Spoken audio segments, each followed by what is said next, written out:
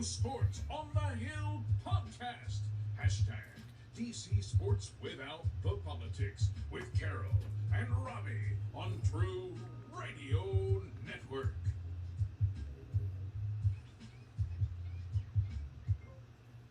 That's right. It's Monday night. CP3 live in the lab. Sports on the Hill podcast. True Radio Network. Bringing you the best DC sports coverage around. Hope everybody's having a good Monday night. It's been a, crazy week sports wise. It's been a crazy year. 2020 has just been so wild.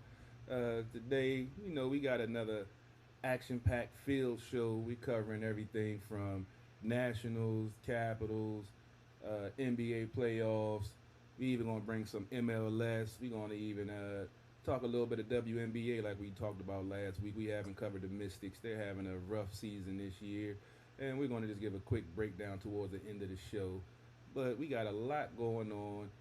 Make sure you go check out SportsOTHP.com for all the updates and all the live streams, all the apparel line. Make sure you go check it out. You see, I'm rocking the new Sports OTHP apparel line. We partnered up with Eric Kusa, my main man aside. Appreciate that, man. Y'all be on the lookout. We got the fall line coming out soon. I appreciate the folks that's already copped some of the merchandise already. And I got more orders coming in, so appreciate the love and the support and keep it coming. Robbie G, how you doing tonight, good sir? Good. It's hard to convert files and do things in the background. Just lots of crazy stuff going on here. I'm just updating the post. Hopefully it'll add the link for your YouTube to our Facebook, but I'll share all of that out in just a couple of minutes during the show.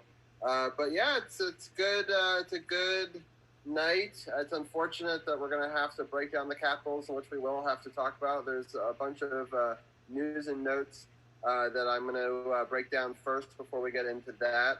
Let me just break that down, and then I'll share it to a couple of groups, and we'll bring Anna Knoxon, our guest, to talk a little bit of hockey. Obviously, the big story of the day is that the coach, Todd Reirden, got fired after the games that we'll be discussing in just a few minutes. And so that's the breaking news. I'm happy that they made the decision quickly. We'll talk a lot more about it as the podcast goes on. A couple of the other news and notes I just want to go over really quick, and then we'll bring in Anna. We'll talk about the two games. Then we'll talk about the coaching situation, and we'll talk a little hockey after that, and that'll sort of be hour one. Other hockey news, Ovi is going to be the cover athlete of NHL 2021. It's 14 years after his last one. He was last the cover athlete in 2007, rocking the Screaming Eagle, if you remember. He's got a classic look on the cover of this as well. A bunch of different looks for a couple of the different versions that are coming out. It looks really cool. People can check that out on EA Sports' website. Also, some interesting news coming out of the Nationals. They fired an employee who allegedly threw 2 cups of hot coffee in the face of a female convenience store employee in the Dominican Republic. He's part of the team of people that are the Nationals Dominican Academy. We've gotten some stars out of that from like Juan Soto, Victor Robles, Suero, Difo, and rookie infielder Luis Garcia. And so he was an administrative assistant that had become an administrator down there. So he was a part of that team. So they quickly fired him once they figured this out. The Nationals, in a statement, said, "We don't tolerate this type of behavior in our organization." A couple other things we want to pass on our well wishes to Ron Rivera. It's been announced that he has cancer. Hopefully it's early and treatable, but he's going to be fighting that while coaching a brand new team, the Washington football team. So we want to extend our well wishes to him and to his family. I also wanted to wish Kobe Bryant a happy belated birthday. He would have been 42 yesterday. They celebrated Kobe Bryant Day today in LA as it's 8/24, his 2 iconic numbers. They also named the street outside of him at Staples Center after him today as it was Kobe Bryant Day. So happy belated birthday and rest in peace. And I will have his jersey as part of a conversation we'll have a little bit later as NBA talk, but his jersey will always be a part of this man cave. It's on a Washington sports team. But those are some of the news and notes. Carol, do you have any quick reactions to any of that, or do you want to just get into hockey stuff? I guess I'll go ahead and give a quick reaction to the news and notes. First of all, with the firing of Ty Reardon, we spoke about it last week in great detail about some of the complications with him taking over a team, being more of a veteran team with all the superstars that they have, and trying to figure out a way to give the team a different look, and about him maybe not being in a good position with him being a first-time coach and not knowing what adjustments to make or which buttons to push with the players. And I think we did. I'm not going to say we saw that as one of the issues with them in their early exit, but you definitely saw the difference from when Trotz was there and when Reardon was there, that Trotz had his finger on the pulse of this team, and he knew what buttons to push, he knew what strategies to use, and knew how to combat adversity, because we know all the adversity they faced up until they won the cup. With the national situation with the Dominican Republic, I'm not sure, the whole story hasn't come out, but it makes no sense for anyone to go to that extreme, no matter what the altercation, conversation, or whatever it was, to actually go get 2 cups of hot coffee to go throw on someone. That's just totally inappropriate. I love the way the Nats handled it, and handled it ASAP, and got him out of the organization. And apparently he was like a guy that came up from an intern to a prominent position in the Dominican Republic for the baseball school they had down there, and all because of a stupid whatever it was. He's now he's facing charges. I recall that they said that there was a warrant out for his arrest. Getting to the Washington football team with Ron Rivera, all the prayers to him. Luckily, like I said, he was doing a self-test, and I believe his lymph nodes. I'm not sure exactly which ones or whatever, but they said it's totally curable. He caught it in time, and they've already put in place, in case it does take him away from football, that the defensive coordinator Jack Del Rio would take over, head coaching duties, and that possibility that, it causes some issues with him being able to be the coach of the team. And just to wrap up with the whole NBA, NHL, this is just something else off topic with the COVID situation. Once again, I just want to applaud them for the strides that they've been taking to keep all the players safe and be able to get the sport off without a hitch. We've seen hiccups in the Major League Baseball, and there's still the question mark of football. How is that going to work? I actually saw a report talking about they had a lot of false positive reports with the football testing. I didn't get a chance to read the article, but I definitely saw that, because they have had a couple of cases pop up. You've had folks opting out. So it's going to be interesting going forward with this whole situation. But yeah, it's going to be a great show. We got a lot to cover, a lot to break down, especially with the early exit with the Capitals and the NHL playoffs still going on. I actually have the Nats game on one TV, which will be doing Nats Talk in the second hour. They're currently down 2-0 to Miami, top of the 4th, 2 on, 1 out. Austin Voth on the mound. He's been a little sporadic in the last 2 innings. He walked in a run last inning, and the Marlins just scored a run. I believe it was on a RBI single to make it 2-0. And I also have the New York Islanders and the Philadelphia game on right now. Just started 0-0, 18:31 left in the first. We have the same games on live in the man cave, and they're in the lab. So yeah, I'm watching both that Nats game and that Islanders game as well. So we'll break down both of those throughout the night.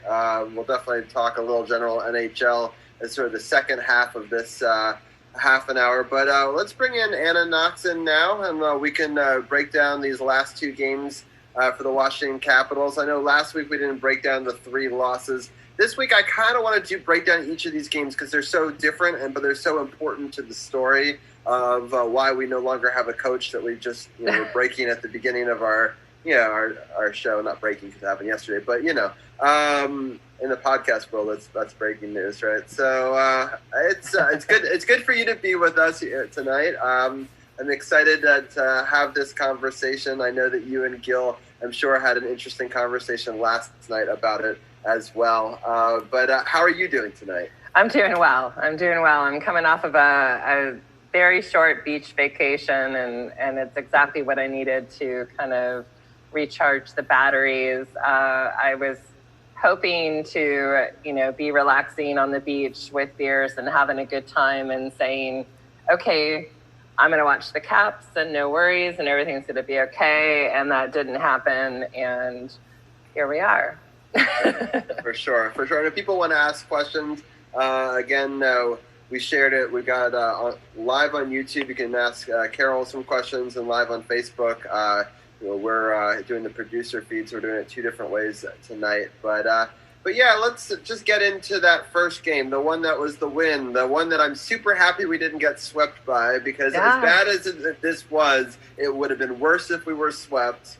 I needed at least one win in this series. Yes. So why don't you break down the goal scoring in that one? Yeah, well, it's interesting because when I was thinking about how I was going to present this, I wound up writing up something that I haven't done in a while. So it's a very abridged version, but it's a very positive version. So we'll just talk about Tuesday, August 18th, the Capitals played Game 4 against the Islanders. We have Kuzi scoring first, which I feel like the team needed. I think the fans needed. We needed to see the Selly. We needed to kind of get that momentum going. You have Ovechkin scoring twice in this game, which is just fantastic. It's exactly what, again, fans needed, the team needed, his leadership skills to say, hey, this is, let's keep this ball rolling. Carlson gets 2 assists. Kuzi gets an assist. And then to top it off, Holtz gets an assist. So for me, it was like we walked away with this 3-2 win.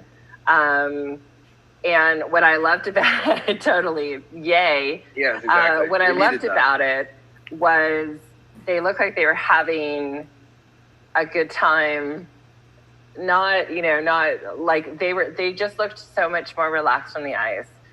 It looked like that 2018 team that we know and love, and the chemistry was there, the consistency was there. Everything just kind of fell together, it was awesome. And then to see Kuzi interviewed afterwards to say, hey, we just went into it and just wanted to say we wanted to have fun. We didn't want to have to, have any worries and whatever. I wish they would have had that mindset game 1, not game 4. But I think that they just showed us that it's there. It just wasn't there this season. Not giving up on them. I won't ever, but I think that this was a little humbling for the Capitals to have a fantastic game and look so sharp and so skilled, and then, the next game not so much. Let's talk about the good for a second before we get into the bad. There was a lot that I saw. It gave me a lot of hope going into a Game 5, right? That false hope that the Capitals have done to us for so many times in the playoffs. I know that some people are newer Caps fans, Rock the Red era, and I appreciate that. I've been a fan for over 20 years, so I remember lots of heartbreak, more heartbreak than good, right? Right. So I've been kind of used to it. And I actually, a lot of people, I went on a hockey show the next night. They were like, how are you? Are you okay? I actually, took this whole thing a lot better because, first of all, they didn't get swept. I would have been really pissed if they got swept. I would not have taken that well at all. And I think that they are very close. And you hear later in a press conference by GM Brian McClellan where he thinks that they're very close too. They just need the right buttons pushed. And that's a little bit about what we were talking about last week, where we just felt like Todd Reardon, at least for me, wasn't fiery enough. He got a little fiery at some points, but I just didn't get enough of that from him. And it seems like the players were just kind of like his pal, and it just didn't have that same sort of situation where Trotz was the boss, right? Yes. And they followed suit. And you need to have, a head coach that does that. I think that will be important as part of our discussion that we'll have in a little bit. Carol, before we get into the negative of Game 5, do you have anything you want to reflect on in Game 4? To me, this was more of a game of a champion's heart, that they didn't want to get swept, that even though the Islanders have been outplaying them when they did fall off and didn't play the full 60 minutes, I feel it's like was a gut check. Just to, they was like, we're going to go out here. Just that's the mentality they had in 2018. We're just going to have fun, play our game, and go out there, and whatever happens, happens. And they went out there and showed what they could do. They outplayed the Islanders. They outshot them in the second period, I believe, 15 shots to 9, and they got the game-winning goal in the third. So it was a classic Capitals game that we were looking forward to see throughout the playoffs, and unfortunately we only got to see it for that one game. And as for the season, I really can't see the season as a disappointment. I mean, they finished first in the Metro. They had some adversity, had some hiccups, they had some new pieces that, were in the lineup that they were trying to find their way. And Todd Reardon, I felt like if he'd have had more, if it wasn't this team with the window that they have, the limited window that they have for a possible, another run for the Cup, he probably would stay on somewhere else because they still finished first in the Metro and, played some decent hockey. But with the window, with, folks wanting Ovi to get more than one ring, and he still has at least another 3 or 4 years, I think it was the right decision to, go ahead and let him roll. Just we were supposed to talk about our possible coaching prospects, too. We'll see if we can squeeze that in before we get into the NHL also. Right. Well, I want to say a big shout out to everybody who's checking us out live. A lot of people watching and a lot of people reacting, and so I appreciate all of them. Stuart Small was saying it would suck if the Flyers won the Cup. I agree. I will grudgingly be rooting for the Islanders, who I will mention have scored. I was looking at something else, but it looks like Green scored the goal. All right, a goal and 2 assists. So I think it was him who scored, but I didn't catch that. He says that my 20-year-old tenure holds nothing to him being a fan since '74. So I know plenty of Caps fans have had more heartbreak than I have. I'm just saying I've seen 20 years of it. But yes, I agree, and I defer to many of you, who have stuck with this team through the thick and thin, and why it was so important that we got that one championship, no matter what happens. That's why we'll always thank Holtby for the save. We'll always get to celebrate that we're the District of Champions. It's really important. So Steve House says, when you get to it, with BM saying you need an experienced coach that'll hold players accountable, who are the experienced coaches available? Please know Babcock. And what players was he referring to that need to be held accountable? So, yes, we will definitely get into that. That's a great question. That's a great question. So we'll come back to that, Steve House, for sure. And if anybody else wants to put their questions in, we'll get to those towards the end of the segment. But let's get into the bad game real quick, and then we'll get into the firing, and we'll move on and talk about the future of the Washington Capitals. But Anna, take it away, unfortunately, for Game 5. It was terrible. Game 5, we lost 4-0, and I felt just that there was absolutely no spark. I'm not going to say that they looked tired, because they didn't look tired. They just didn't look like they cared.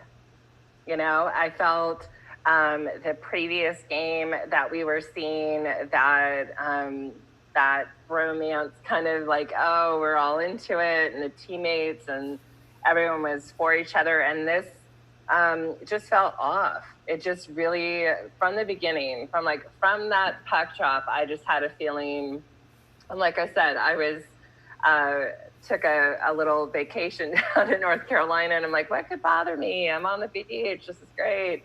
I wound up turning the game off in the third period, and my daughter, who's so funny because she's been a Tom Wilson fan too. Amazing. I don't know where the influence comes from. It's so crazy. But she said, oh, Mom, you went to bed. She said, I was going to stay up and hope to come and wake you up, but it didn't happen. And I thought, I know. It's just to wake up to a 4-0, that was harsh. That to me was, you know what, we don't deserve to go any further. We truly, when you start to look at the other teams and their players and how well they've done, I don't think the Capitals would have been able to make it out of, we would have been swept the next series. Oh, for sure. Yeah, Stuart Swallow saying no sense of urgency in Game 5. Hats off to the Islanders, but we didn't show. And that's the key is we played a good team. I'm going to give a lot of credit to Trotson a little bit. But this was the game I knew our coach had to go because we didn't have the fire in the belly that I needed to see consistently. But before I go into a little tyrant on that, I'm going to let Carol give his breakdown. So I'll know I'll go for a while. I'm going to go ahead and have to go on the other side of it. To me, this was Trotz getting his team ready to end the series. He knows what happened in hockey playoffs. If you get the first win, you get the second, the whole momentum changes. I attribute this to more of Trotz getting his team ready.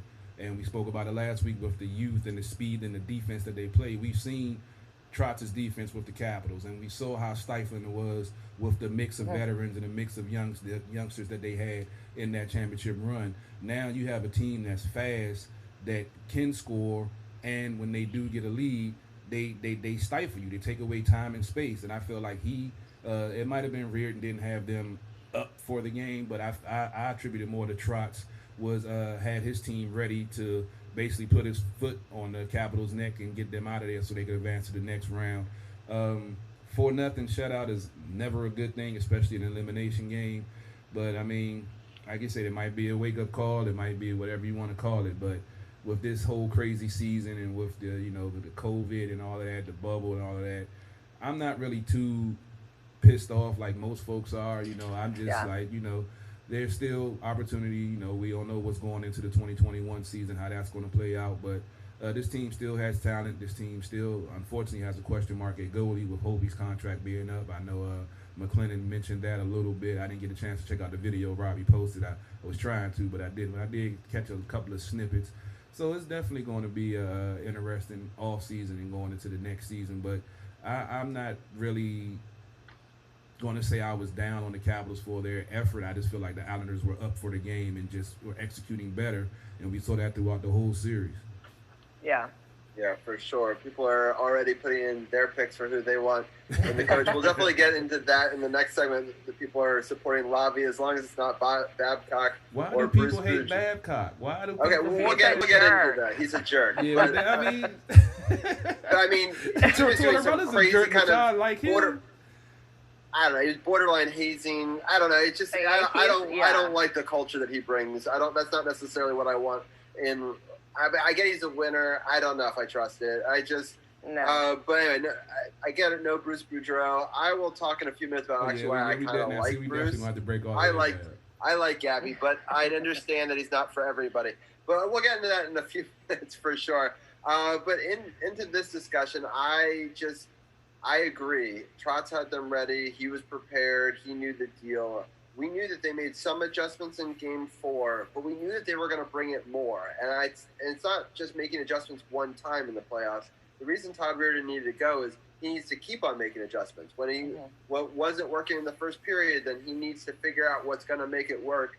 And it just felt like they were just playing such a stifling defense, and maybe their system, Trotz's system, is designed to stop what Todd Reardon did because it was ingrained in them. So it's difficult for sure for a lot of reasons.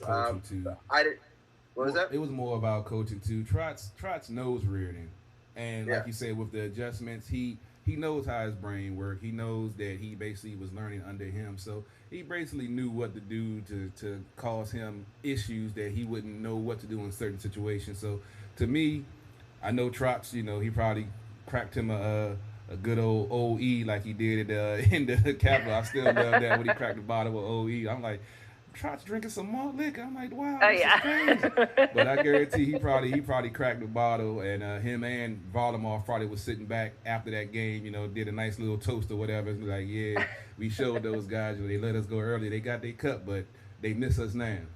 Yeah, it's interesting because I still have my Varlamov jersey hanging on the wall. I flipped it over and it's just a Capitals jersey, but it is a Varlamov Robbie, you should have burnt it, man. You should have burnt it. Exercise those demons, what is man. wrong with you? I should have. I clearly jinxed it, but it's hard because I love that time period. I love back in the day with him and Ovi, and I like Varley. I have nothing against him. He didn't leave on necessarily bad terms. It was they thought that Holtby was the future, and they just went that direction. And but anyway, it's going to be interesting for sure. I'm happy that they made the decision so quickly. I do highly recommend all of our listeners go check out. I shared it to a bunch of Caps groups. I shared it on our Facebook page as well. What GM Brian McClellan said after, I think it was really important to understand his thought process, how we got in this situation with Todd Reardon in the first place, how he realized it wasn't going to work, and why he needed to cut strings. Because what people don't realize is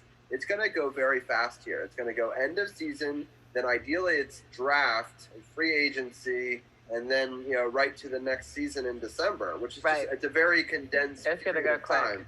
So they got to get ahead of the coaching situation, right? They, if they're going to make a move and they think that that's what the difference is, he's claiming that there was a problem with the culture of the Capitals and they're slipping. They just didn't bring that sort of,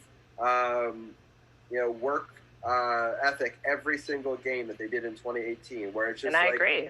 Win every day, kind of like what the Nationals did for their championship. You have to win every single day, and it's a grind, and it's one of the hardest things to win is the Stanley Cup. To win those 16 games with all the flukes and bounces, and then add a bubble and COVID, and some people are like, well, you should have gotten more time because it's sort of a gimmicky way to kind of throw it all together at the end or whatever. But if I didn't see anything in that said, hey, we got to keep this guy, he's so close to coaching. In my mind, he regressed a little bit. Last year was better with more injuries, right? Yeah. And now I know that it's Trotz that he was coached against, and I know that we got to give the Islanders credit, but he didn't make the adjustments that we needed. And 2 years in a row, we have top-end talent to win the division, even if we're just kind of luckily won the division this year. I think it should have really been the Flyers. But at the same time, you just can't the average shelf life is 2.5 years on these guys. So, which was why, going back to the Trotz thing, he didn't want to fork over $25 million,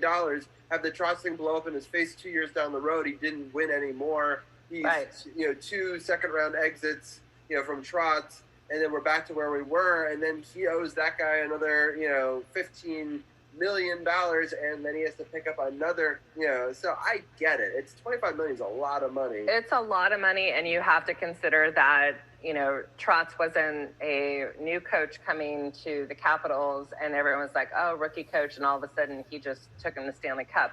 There was an 18-year span, before he got the Cup, however many, 2 different teams before the Capitals. There are those things to consider, but I think going back to Mac's speech, which I applaud. I really thought that Brian McClellan just took that 20 minutes or however long the video is and was just exactly what we needed. There were no excuses. There wasn't any anger. It was very to the point. But I think you understand from him, from his point of view, he's passionate about the team. He wants what's right for the team. And I think the 2 things that stood out the most to me was him holding the players accountable. And I think that that's huge. And I think that take Todd Reardon and Cashman out of the situation and start holding the players accountable for things that they did and did not do. And most importantly, the consistency. They kind of go hand in hand. You want to, like Jacob Vrana, you're going to hold you accountable for your plays because you weren't consistent. Like, you were so fantastic up until the pause, and then I don't know what happened, but it makes people second guess what's going to happen, in December, because you had this break, and is it not a good thing for you, or whatever it is that you can't put it on the coaches. You put that accountability and the consistency on the players. And then I also appreciate the fact that he realized that the defensive line needed to have a better positive pairing. And I feel like there were things that we were trying out and things that we were moving around, and it didn't totally work. I like Dylan and I like Carlson together.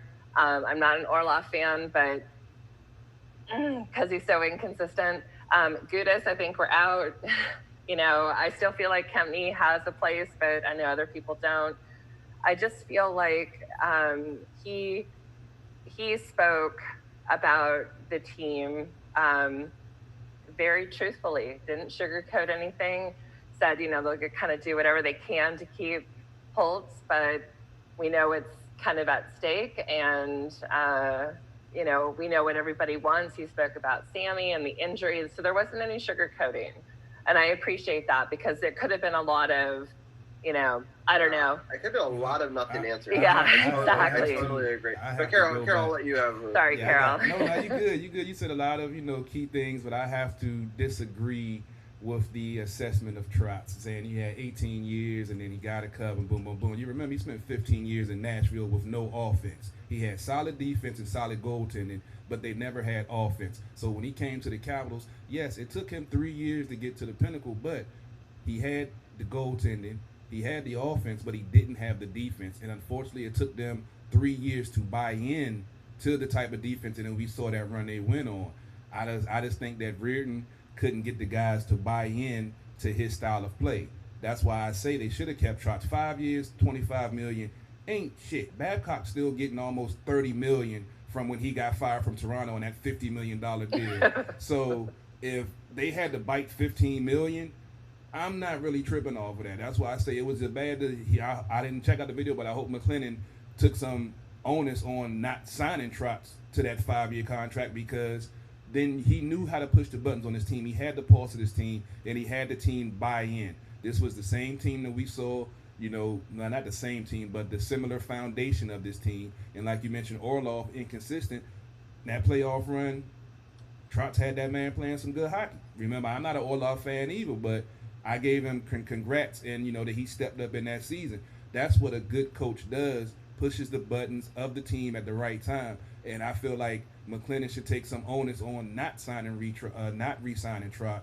And to me, 5 years, $25 million ain't shit. And a team that could possibly win a cup again and get all of that added revenue from the jersey sales, from the video sales, from the fake cup sales, and all of that stuff. So I didn't check out the video, but I know probably he didn't take any onus on that, because that would be un-GM-like.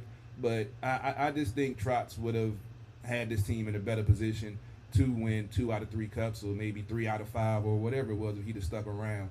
So I think that Reardon is a decent coach, but he has to learn. Just like Trotz had 15 years in Nashville, went through every different scenario that you could imagine, not getting to the pinnacle. But then when he finally had the pieces in place, and he knew it was a process in order to get them there, he couldn't just come in there, like you say about Babcock, hazing and doing other, stuff trying to get his point across. He let them see what happens. Yeah, you're great during the regular season, but when it's time for playoffs, you have to play defense. You got to block shots. You have to be sound on 200 feet of the ice, not just in the offensive zone. And we saw once they bought in, after that 0-2 start against Columbus in the playoffs, they finally understood. And then we saw the transition and saw the difference when that team got going to beat Columbus 4 straight, to take out Pittsburgh at their building, and then to have 2 back-to-back shutouts against Tampa Bay, a highly offensive team in our Eastern Conference Finals.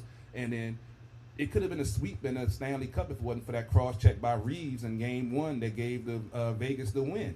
So all of that stuff, as an ex-coach, is the stuff that I look at, and that's why when they didn't re-sign him, I know we all didn't agree with it, but I was highly pissed. Yeah, no, I think you make a lot of great points. We should have probably kept him. The issue for them was term in years. They would have paid $5 million for less years each year. He wanted the 5 years. He was very adamant about that, and they were very adamant they didn't want a total contract to be 9 years, knowing the history of hockey coaches in this, in the league. But I agree. I mean, obviously, in hindsight, it was a huge mistake for them, right? I mean, it's easy to say now, but at the time where they're not at a non-starter in number of years, it doesn't matter how many million you're talking about. I think I said it was a mistake then too. I might got to go back and check the record, Robbie. I think I might have said it was a mistake when they didn't re-sign. Yeah, no, it's. I think it'll be interesting. But so let's talk about coaching futures, right? Because that's kind of where we're at right now. Everyone's kind of clamoring in the comments, I think, for Laviolette. That's my guy that I've been championing online for the last 24 hours. I like what he brings to the table, mostly because he's brought 3 different teams to the Cup, 2 in the Eastern Conference, 2 that are against a division rival in Carolina and Philly, so he knows those cities and knows. I mean, I understand that they run different systems now, but understands the city, the mentality, being in the Metropolitan Division, even though he was in it when it was the Southeast Division. But and I think those are important. He also brought them to Cups early on in his coaching, right? We're talking about the window closing, why we didn't have 5 or 10 years to give Todd Reardon, 10 years to try to figure it out. We got to win this in the next 3 years because, Holtby might be gone. We've got a really important core still. You got TJ Oshie, you got Nicholas Backstrom, got Alexander Ovechkin. Hopefully we re-sign him, which I think we will. But no doubt. It's an important time, and we got a 2-year window in my mind, right, to try to figure this out with this core group. And then at some point, you're going to have to blow parts of it up. Right now, I think it's a retooling phase. We get rid of some of our bottom 6. We figure it out. He even said, the GM did, that he likes his top 7, added Eller into the top 6 mix, right? And I agree with that. We got to figure out the wings beside him and what our fourth line looks like. We got to go younger, speedier, maybe cheaper that way. But for coaching, I like Laviolette because he's come into systems and within a year or two been able to change that culture and get right back. And if we are what we're saying we are, where we're just a couple of steps away, that's when we kind of need someone to come in. Babcock, I think, is okay in the sense that he's brought teams to the championship before, but I just don't know if I like the culture he brings, if the culture is part of the issue. And then the other person that's the name's being thrown around is Gallant or whatever it is, Gallant. Yeah, from the guy. Vegas. I wouldn't mind him coming here also because he took that whole mix of the expansion team and did what he did, broke all. I mean, we know it was a different expansion draft. All the talented players. And it was unheard of. That'd be so weird if he brings us to a cup where we're against him in a cup, and then that would be a very strange scenario. How the hockey gods work, man. You never know. But with Laviolette, I'm not a fan of his. I mean, you talk that he got three trips to the cup. Say the same thing for Babcock. He's 1 for 3. I'm leaning more toward Babcock. He's a prick too, just like I feel like Laviolette is a prick. But I feel like Babcock is a no-nonsense guy. Only thing that I don't like about him is his defense. That wasn't a strong suit for him, and that's why when folks talking about bringing back in Bruce Boudreau, I'm like, do y'all remember those seasons under him? Yeah, we scored a lot, but we were getting scored on a lot too. So can I speak to that real quickly though, and then I'll let you finish your thought. Bruce Boudreau, the last couple of years, defensively has increased, and the offense actually was the problem. So what I'm saying, if he could bring it more to a middle, right? And now he has the coaching experience he didn't have before, right? I understand why people didn't like him. He knows some of this core, and I think that he's actually a really good coach, and he's got that hunger where he's trying to get to that next level. Where these other guys, they've been around the block a couple of times. So I don't know, wouldn't that be a great story if Gabby and Ovi finally get their ring together anyway, right? I mean, it would be a great story, and I like cool. Gabby, but I understand why people don't like him. I understand I'll probably get. No, I mean, that's a valid point because I didn't check out his defensive record. And I know Minnesota's a more defensive team, and I believe, Anaheim. I know Anaheim, he still has some of the issues with defense, but I know Minnesota was a more solid defensive team and had less offense. So I didn't really look at his tenures at those other places. I was just going by first impressions, which I always talk about people not doing, and I did the same thing. But we know how that is. But that probably would be interesting. I'm gonna go check out and go look up some of his defensive improvements that you speak of from his last 2 tenures, because that would be he still doesn't have playoff success, which is something I really want. So that's why Laviolette is still my number 1. But I just don't think we can completely discount, Gabby as well, right? Yeah, so I just, made a valid point. Definitely made a valid point. I'm gonna have to go look and, like I said, look at his defense for those years in Minnesota. But it's going to be interesting because, as you pointed out, all the coaches that this team has had besides Trotz has been, the last 10, 12 years have all been first-time coaches, and we obviously see that doesn't work. So it's going to be interesting. The ex-Vegas coach, Gallant, I wouldn't mind him coming here also, but I think there's been some reports of him leaked to Seattle, to the Kraken also with the new expansion team. So it's going to be interesting, but like you said, it's a small window. Hopefully McLennan is on it, and he knows who he wants and just has to go close the deal. What do you think, Anna? Yeah, I don't want to hear some of your thoughts. We'll just leave it at that. Yeah. Well, I saw people today putting Torts as their number 1 choice, which I didn't even think was an option. Wow. I was is he still? Did they fire him? No. So, that's what I was missing. Yeah, I was like, wait a sec, why is he at your number 1? I couldn't do it. I couldn't. Maybe do it. just for I would love it, but I know it would make Carol so mad. You would know. Oh my God. I love his press conferences. Well, that's just it. Like his press conference, the fact that he's like, I don't like your question, he walks off, brilliant. I hate Todd Reardon's press conferences. It would be such an upgrade. Such an upgrade. It's like snore and then like I don't give a shit, you know. Shit. But I will say of the choices, I just Babcock is just not on my top at all. When whatever it is, I don't know if it's just his vibe. I just don't like him. I just don't. And I know that people have been pinging me and being like, oh, give him a chance, give him this, give him that. I'm like, you know what? No, like when you just don't like a coach, you just don't like a coach. And he's one that I just don't feel is a good leader for the Capitals players. The other options, I'm going to really have to kind of sit back and do a little bit more research on because I don't have a favorite at this point. I thought I would. It'll be your homework for next week. We'll come back. Exactly. You're a teacher. You like homework, you know. Totally. So and if I want to come back, I better do my homework. Right. But yeah, it's like I guess I just don't have a favorite at this point. But I definitely, you know, towards I'm like, oh, whatever. When people talk about him, I do respect Mac's opinion on wanting to have a veteran coach. It would be something new. It would be something different. And I'd also like to see, and I said this last night with Gil, I'd also like to see who they're going to put in Cashman's place. Because I think that is also going to speak volumes on like who's that defensive line coach and like how is that all going to work together? Because I'm big on chemistry, and I think that's gonna speak volumes as well. So, you know, I'd like to see who the options are on both sides and see how they're going to kind of marry together, if that makes sense. No, that makes a lot of sense. And it kind of makes me sad that we couldn't have kept like Todd Reardon as an assistant coach, right? Because I think he may end up being one of the great NHL assistant coaches, you know, and he just wasn't a head coach, right? And that happens with some people. Like, and I have nothing against him. I give him all the credit in the world for getting us there in 2018. He was a big part of that team. But I also, a big fight going on in the Islanders Philly game, which shouldn't be surprising. The Clutterbuck. Did you see that save that Carter Hart just made like about 5 that minutes save ago? Was incredible. That was a hell of a save. I wanted to say fantastic. Something. Yeah, I wanted to say something, but Anna was breaking it down. But that was I was watching it. That was a hell of a save, man. I was like, wow.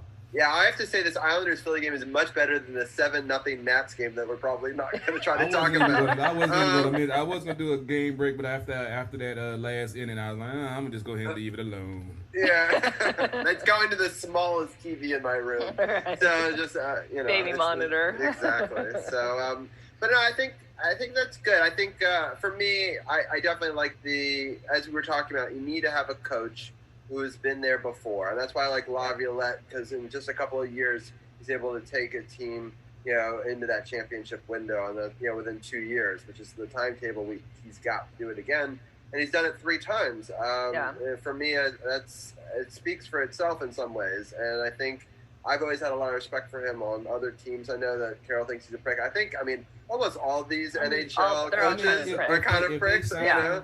If they sign him, I'm going to ride with him. Because like I said, he's had success. That's just my personal opinion. They all look like Bond villains. They all see the coach that I think that would be perfect for this team. Unfortunately, we spoke about it last night. Unfortunately, he's already taken is Joe Quenneville. I would love to see Joe Quenneville here.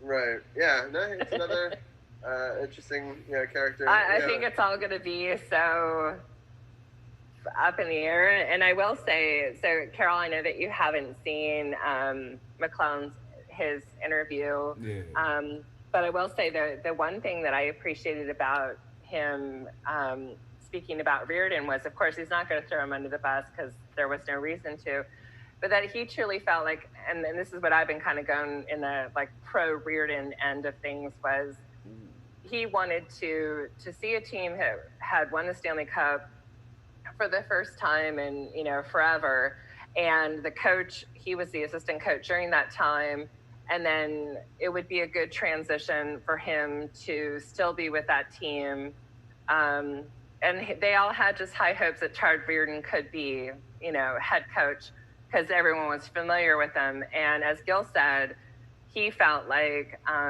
the players saw Reardon more as a friend than as like a coach, so like as a leader. And maybe that's what happened, but I thought it was a good move. And there were a lot of people who didn't, but I thought it was a good move just to kind of keep everything like, hey, you're getting rid of Trotz, but you're going to have Reardon and everything's the same and it's going to be good. And you got I rid guess of Mitch it just didn't Korn, work and out. you got rid of I forgot I always get their names mixed up. But the dude with the beard, I always liked him. He was always like a common force back there. So I mean, that's the onus of the GM. He made a choice, and unfortunately, we have to live with it. But I just think that it would have been better if they had stuck with Trotz, and if it was a 5-year, $25 million. I'm like, really?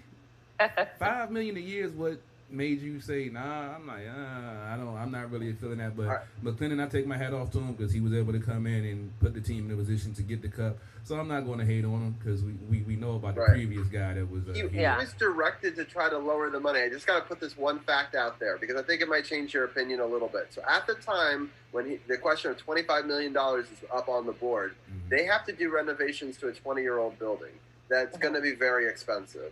And so they were like, oh, can we get it done for 10 or 15 million with the guy that we bring grooming? Or we're probably going to have to let that guy go and hope that this 5-year contract works for the guy that we wanted to maybe fire 6 months ago.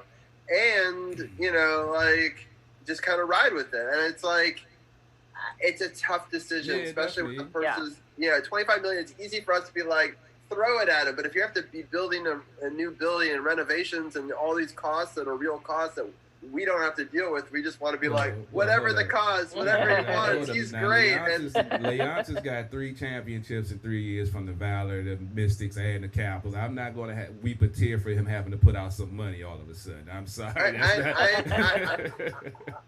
I get that. And that might be fair. And some people, the Wizards fans, have argued some of the similar stuff that they haven't made some of the right decisions with that franchise either. God. So don't even get me started on the Wizards. Oh my God, right. That's a whole nother show in itself right there.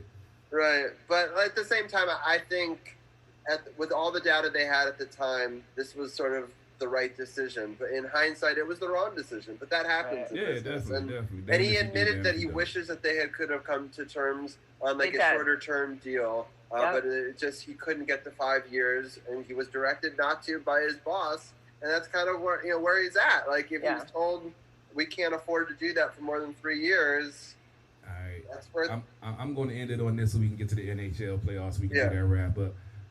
We were talking, and I lost my point. Damn it, I got so much in my brain, I forgot my point that quick. Son of a bitch. It was a good point, too. I forgot. I believe it was. Also, they were saying what players need to be held accountable. I was trying to go back to Steve House's question earlier. Mm-hmm. I think that they did. He didn't say specifically, but I think he meant Verana, right? I think he's, that was a player that he was kind of singling out without saying anything.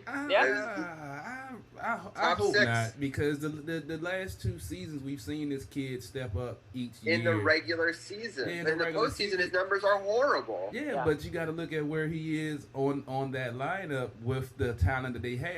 They roll over. They rolled the first 2 lines majority. He got bumped up, but he excelled more when he was on the 3rd line.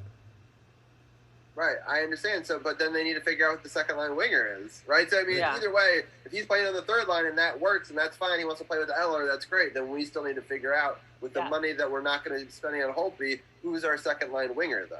Because that's a question mark. But you got to also remember, Connolly was gone. Connolly played a key role in that 3rd line. Oh yeah. So I mean, that's why I say I can't put it all on Rana because Rana to me has excelled, and to me he's exceeded my expectations of what he would do with his size and the skill that he has. So.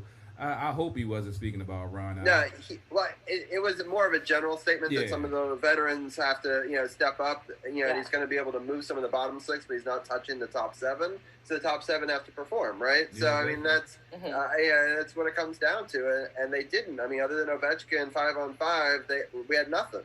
So I mean, I love TJ Oshie for scoring some power play goals. I love.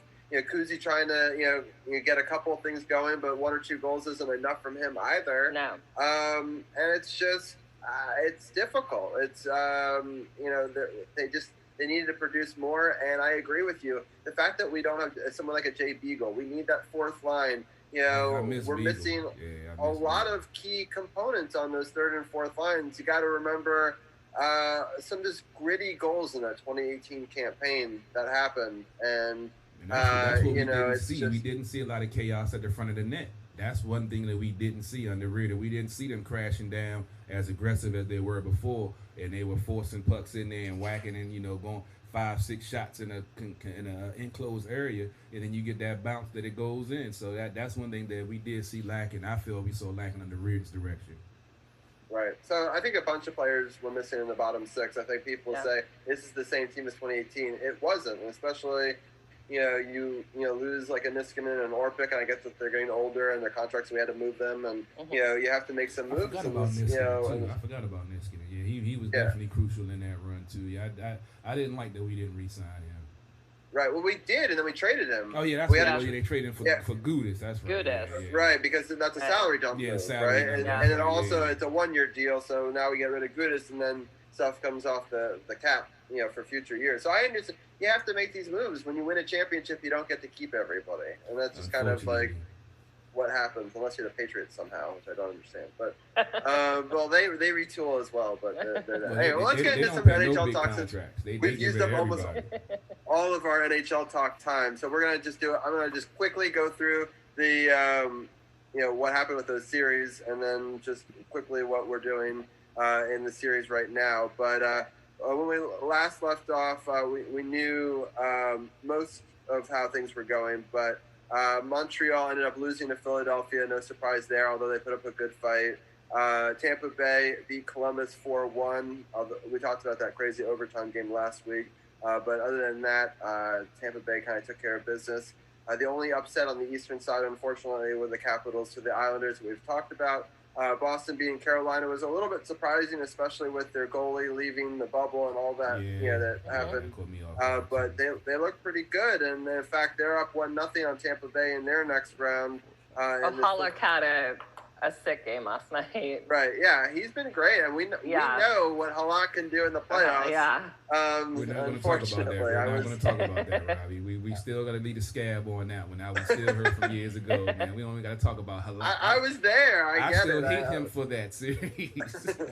I was there in Game 5. I was also there in Game 2 when Nicholas got that hat trick, which was a lot better, but Game 5 and on, not so good. Anyway, so on the western side of things, Vegas took care of Chicago pretty easily. Colorado looked really good against Arizona, and Grubauer looked great, and Burakovsky looked good, and Dallas beat Calgary 4-2, and it was a crazy turnaround in that series when they forced overtime, and they were able to win and then move on. And then St. Louis lost to Vancouver in the only upset on the Western bracket. So the last two Stanley Cup champions were the only two that were top 4 seed round robin teams to get knocked out, which I thought was interesting. And then on the West so far, Vegas is up 1-0 over Vancouver, and Dallas is up 1-0 over Colorado. That one's interesting because my wife and I rooting interests are different. She's rooting for Dallas because her family's from Texas. I'm rooting for Colorado because of Gruby and Varlamov, or because Gruby and Burakovsky. And then that Vegas-Vancouver, I'm rooting for Vancouver. I'm rooting for Tampa Bay, and I'm rooting for the Islanders, at least in my mind. But with all that being said, Anna, what are your quick thoughts on who's made it this far and how they got here and what they're doing? Okay, so you want me to talk about who whatever series you want to talk about? Yeah, well, we'll talk about that Knights Canucks. Not pulling for the Knights. I just can't. I absolutely can't, and I want to do the Canucks because I want to see Bigs.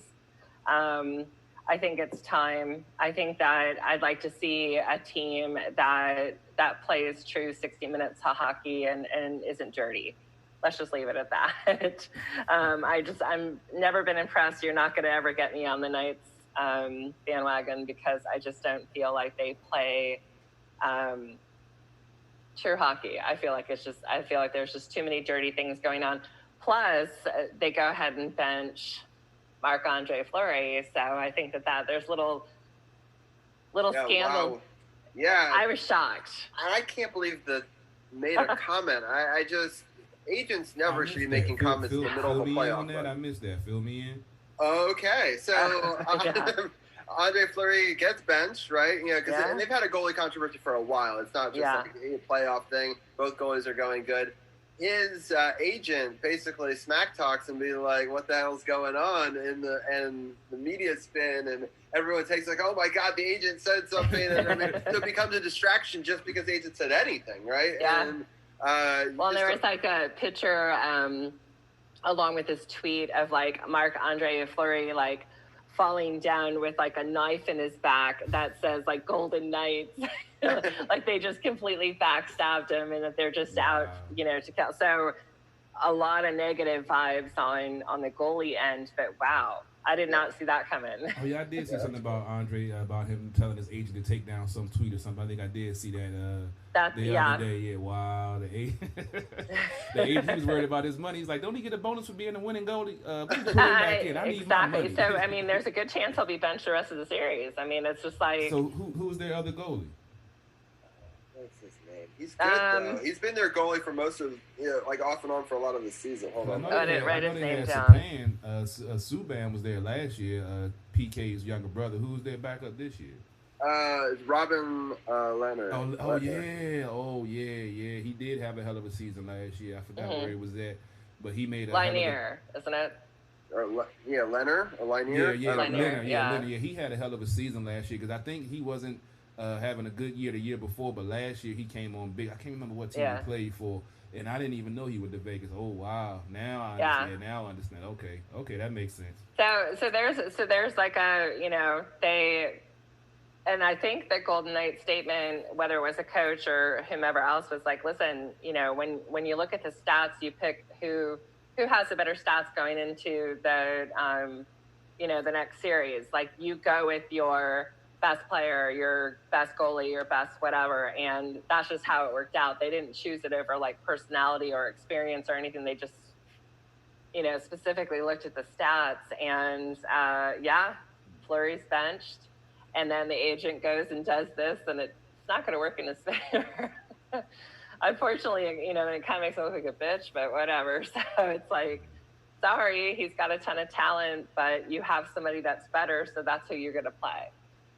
For sure. Yeah. So Islanders, Flyers, I don't know. I'm probably going to get a lot of hate for this, but I almost kind of feel like it's the Flyers' time. They look good. I mean, I was talking about this a couple weeks ago on the show. Yeah, they look damn good, and I will say I have respect for two players, just two. Carter Hart being one of them. I think that he is just a fantastic player that you cannot dismiss. And you have a veteran player like a Claude Giroux. It'd be nice to see him. If this is his last year or, getting towards that age of retirement, I think that I appreciate his skill as a hockey player. So I will go for the Flyers because, damn you, Clutterbuck. I just can't. I can't go. But no, but Beauvillier, I mean, my God, a 22-year-old is sick. Do you wake up in the middle of the night and cold sweat like, Clutterbuck, I hate you? Clutterbuck, yeah. Basically, he's the reason for everything that goes wrong. I'm like, damn you, Clutterbuck. Yeah, especially when I'm around my kids and I have to be like PC. I'm like, oh, Clutterbuck. Yeah. She done turned that name into a curse. Oh, my goodness. That's a great curse.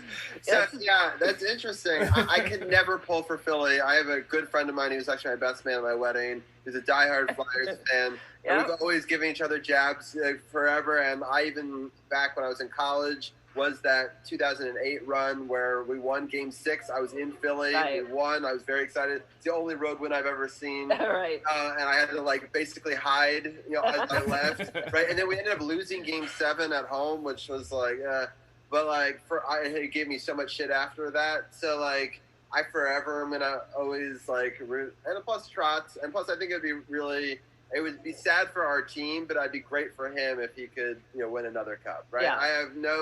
There's no hard feelings on my end. I think Carol's probably right. They probably should have paid the money. I understand the economics are tough. I see it from both sides, but I I'm just not think going it's to the wish him Flyers' ill will. turn. Yeah. Yeah. And Well, Islanders are up 1-0, I believe, right now in this they game. got So it'll be 1-0, interesting to see. end of it'll the be a good first. fight. It'll be a good series. Philly only has 4 shots in the first period, so Yeah. their defense is locked in, and we know that's It's legitimate. Yeah, it's not like we lost to a bad defensive team. It's a legitimate defense. I'm Absolutely. actually pulling. I'm not even going to say this. I'm pulling for Trotz to win it all because he deserves it. All the hard work he's put in, especially in the time in Nashville, going through all the adversity he went through. Him being a solid coach, and I'm not going to say he got a raw deal here, but I felt like that he should have got the benefit of the doubt after all the heartbreak this team has faced, and he was able to get to that pinnacle, to the finally get the ultimate prize. I feel like they should at least sucked it up and said, all right, 5 years, 25, all right, bump it, let's go ahead and do it. And he brought a last place Islanders team all the way from the bottom all the way up to playoffs 2 years in a row. They swept Pittsburgh last year. They could have almost swept the Capitals this year. I mean, it's just, he's done real work with that team. And they've lost a bunch of players, and he's been able to retool. And, he did a lot more with a lot less players, in my mind, than our coach was able to do. I think you guys really, truly like Clutterbuck, is what you're trying to say. I think that's what you're trying to tell I don't have the ill will that you have toward him. I haven't really seen him be a dirty. I haven't watched him as closely as you obviously have. But the same way you feel about Ryan Reeves, I feel that same way. That's the way I feel about Reeves, the way you feel about Clutterbuck. So I know, I'm there with Reeves too. Yeah, so I mean, with that one, I'm not really, I like Trotz more than I dislike Clutterbuck. I guess I'll put it that way. Yeah, I can understand that. And now Stars Avalanche. Right. Did for the other conference. I was like, moving on. Yeah, for the. I'm torn. You're torn. I'm torn because the Stars don't get under my skin like some other teams, and I have to say that that Avalanche team is outstanding. McKinnon, and it's nice to see Burakovsky. I mean, he's doing good. He's not doing fantastic. I am sorry to see that Gruby's out though. Yeah, I think he got hurt. Now it's pulling extra hard. Yeah, I just saw that injury they were showing it on the intermission report, and it looked like they said he's out indefinitely, like he probably pulled his groin or something like that. So that he's probably sucks. done. Yeah, but that's been kind of this thing, when you get injured, doing look like a routine save, but something always goes wrong. But yeah, Colorado, the Colorado series.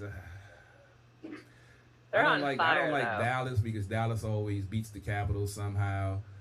Colorado. I went to 3 in a row where we lost to them. It was, Colorado. It's so frustrating. I guess I'm pulling for Colorado. I'm not a big Andre fan, but I did like Colorado back in the day with Sakic and when they first came into the league. So I guess I could ride with Colorado winning that series. I wouldn't be mad. I say that.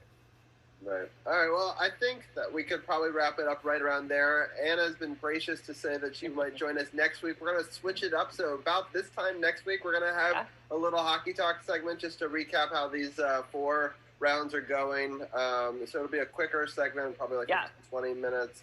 But I hope that people catch the Power Play Point podcast. Last episode. Yeah, the last episode. SportsOTHP.com. Click the Power Play Point podcast button. It hasn't been uploaded yet. I'm sure it'll be uploaded sometime later this week, and I'm sure it'll be an interesting listen. And Anna, thank you for a wonderful hour of hockey talk, and we'll talk to you next week. Yeah, sounds good. And well, hopefully you guys will have nothing but great things to say about Alex Smith. We don't. I like him.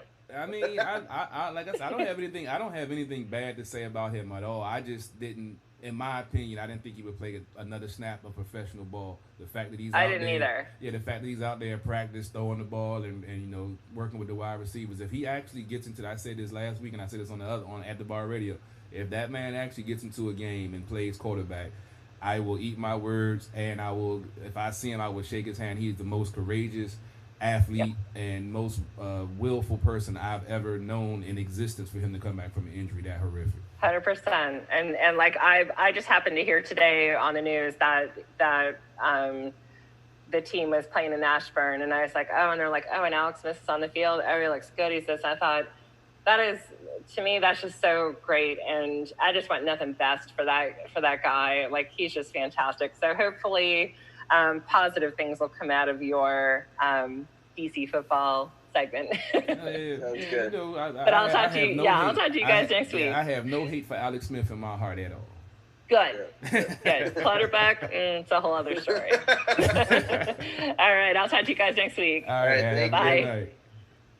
All right, that was a great segment. So, yeah, we're going to switch things up. If you missed what I was saying before, 7 o'clock we'll probably switch and put the baseball segment first, and then we'll talk a little NBA playoffs, and then we'll talk about hockey right around 8 o'clock next week.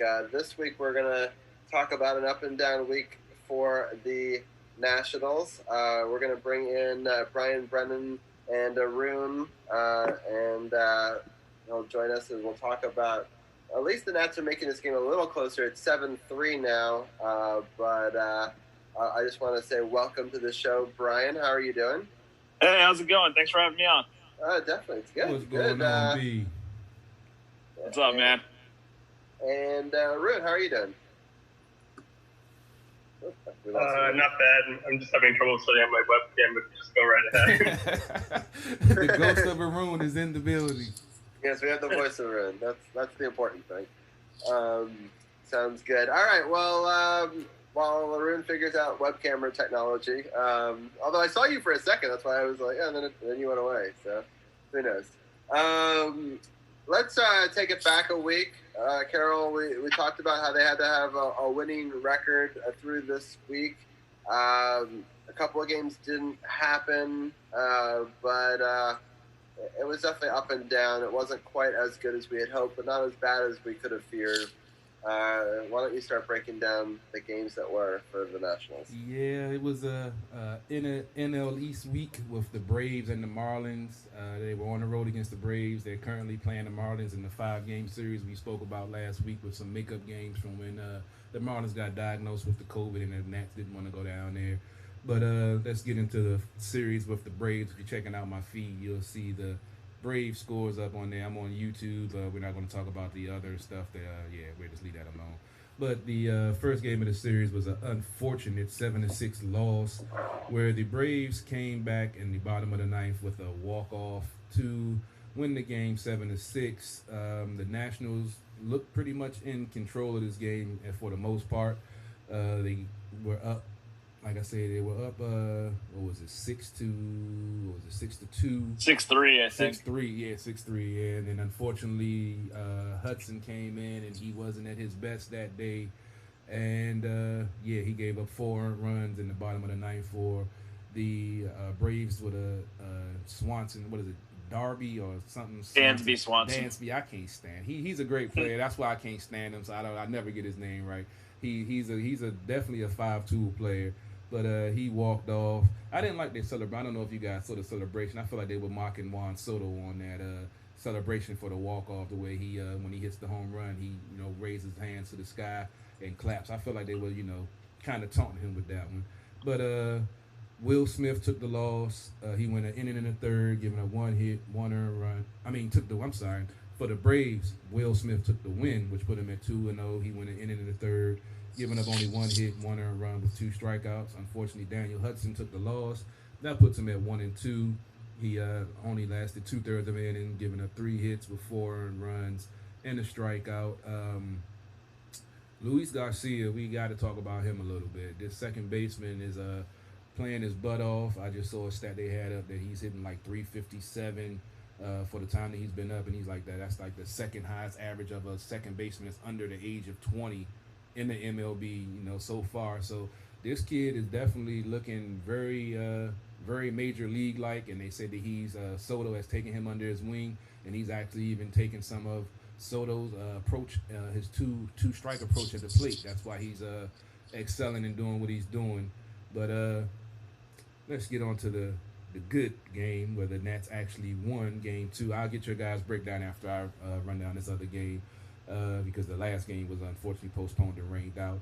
But the Nationals won the second game of the series 8-5 behind Victor Robles with another Golden Glove catch-esque play in center field to rob the Braves of a home run that would have gave them the lead, I believe, in the 7th inning. But he made another outstanding catch.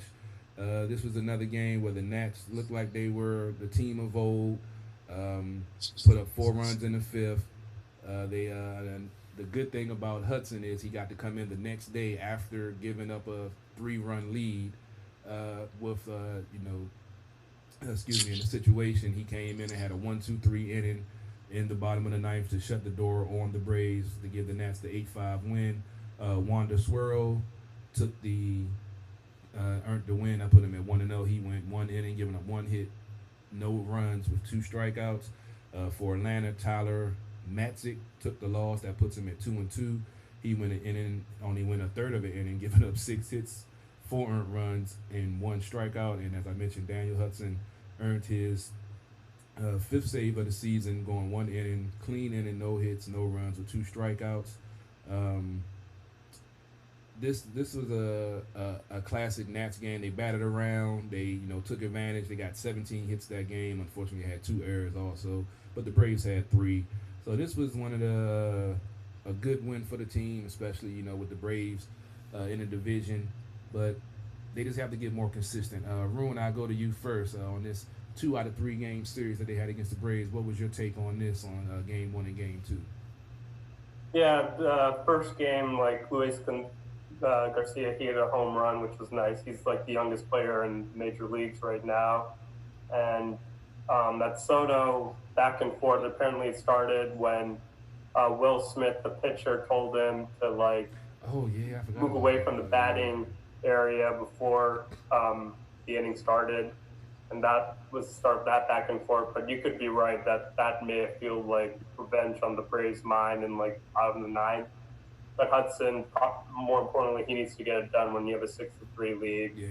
Those are the kinds of losses that are pretty much essentially the Nats had outplayed the Braves for most of that game. That home run, I mean, it's not, he was talking trash, and he did get you that extra insurance run. Most closers would have taken that. The second game, Robles made an incredible catch. Eaton, Soto, they had RBIs, good win. Unfortunately, it wasn't a sweep for the Nats, but at least they walked away with 1 win. Yeah, definitely. I forgot to mention that exchange with Soto and Wilson. I was watching it live, and I was like, why is Soto watching because Soto normally doesn't watch home runs. He normally, does his trot and, does his thing. But, yeah, I actually put a video out after I saw it. So, yeah, I forgot about that exchange. Glad you brought that up, Arun. Brian, what was your take on this 2-game shortened series with the Braves? Yeah, that first game was obviously a really bad loss. Hudson has to nail down the save in that situation. To give up 2 2-run home runs like that is really bad, especially for somebody as reliable as Hudson was last season. Just a really bad loss, but you like what you see in game 2, and he did a really good job, Hudson, I got to say, bouncing back in game 2 and getting the save in, a divisional game, which, you're going to play a lot of this season, so you have to win as many as you can. So, I think, the first game was a bad loss, but second game was definitely a good win for sure. And Garcia, I'm a big fan of Garcia so far.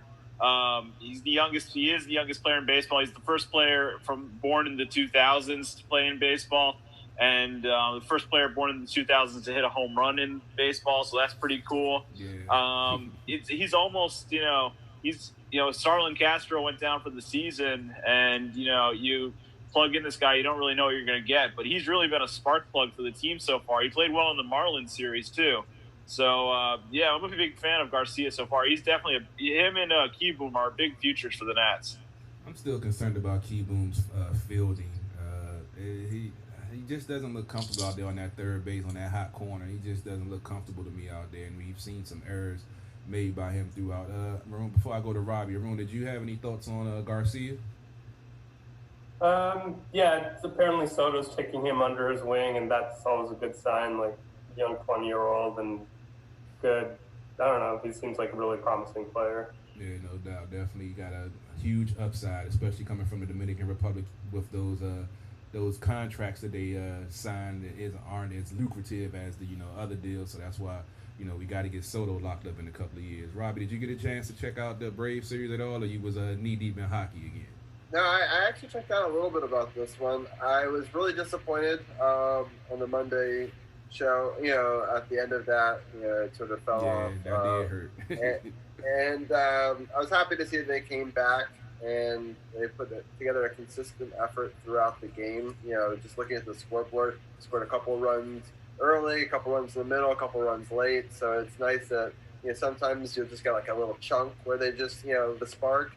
It was nice that they were able to be consistently scoring throughout the game and pull away with a win. I mean, it was still a relatively close game in the seventh. It was 5-6 at the time, so they got one extra run on the eighth and the ninth and add some insurance. They clearly needed that the previous night because you can never have too many insurance runs in this league. But I was happy to see that they won that one. I was bummed that we didn't get a third game in that series, though, because we really could have used the momentum into a third game.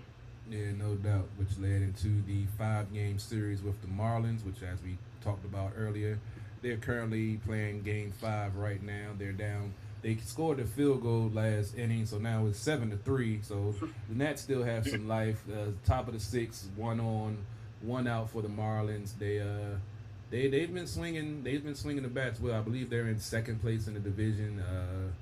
11-11. So they've been playing some good ball, and they've been smacking around the Nats pitching tonight. But let's see if we can get a late offensive rally, which we saw them do so many times last year after the 7th inning with the Nationals, if they can muster some offense and maybe tie the game up or, get a walk-off win against this Marlins team. But let's go ahead and get into the 4 out of 5 games wrap up so far. They are looking to win this game, to win the series. They're currently 2-2. The first game was a 3-2 loss.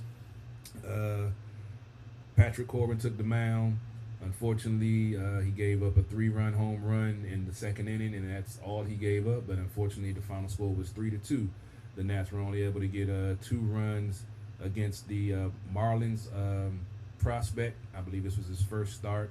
I can't even pronounce his first name, last name Hernandez. He went 5 innings, giving up 3 hits, 2 earned runs with 6 strikeouts. As I mentioned, Patrick Corbin, he took the loss. That puts him at 2-2. He went 6 1/3, giving up 8 hits, 3 earned runs with 9 strikeouts. And Brandon Kitzler, I believe ex-Nats player, ended up getting a save. That's his 4th save of the season.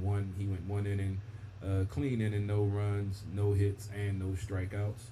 Getting into the second game, which was a 5-4 win by the Nationals. They started out the game quick with 2 runs in the first, and they were able to basically hold on since it was a doubleheader. It was only 7 innings. Me and Robbie was discussing that. We forgot that they made that change with the COVID situation. So since it was a doubleheader, I forgot to mention great that. Rule change. I'll just say that. Agreed. I could not watch 18. I watched both games, and I watched almost all of them. Yeah. But I would never have watched 18 innings with no fans.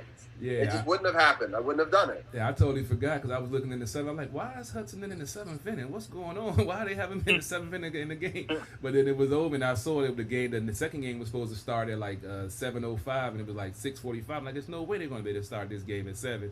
And then it dawned on me, oh yeah, it's only 7 innings. So, but they switched who was the home team, and they switched jerseys, so that was interesting. Because I remember that was a makeup game from when they didn't go down to Miami when they got caught up with the COVID. So yeah, it was an interesting game, for to say the least, with the whole 7 innings thing, because that threw me off.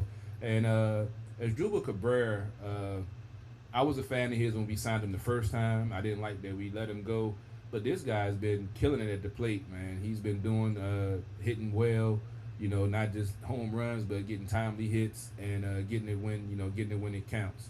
Carol, just so you know, I'm gonna go say goodnight to Zach real fast, but you guys break down this series. All right, tell Zach goodnight, man. Right. All right. Good night, Zach.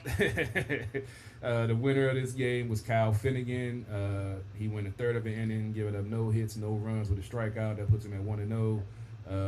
Dan Castano took the loss for the Marlins. He went 1/3 of an inning, giving up 1 hit, 2 earned runs with a strikeout.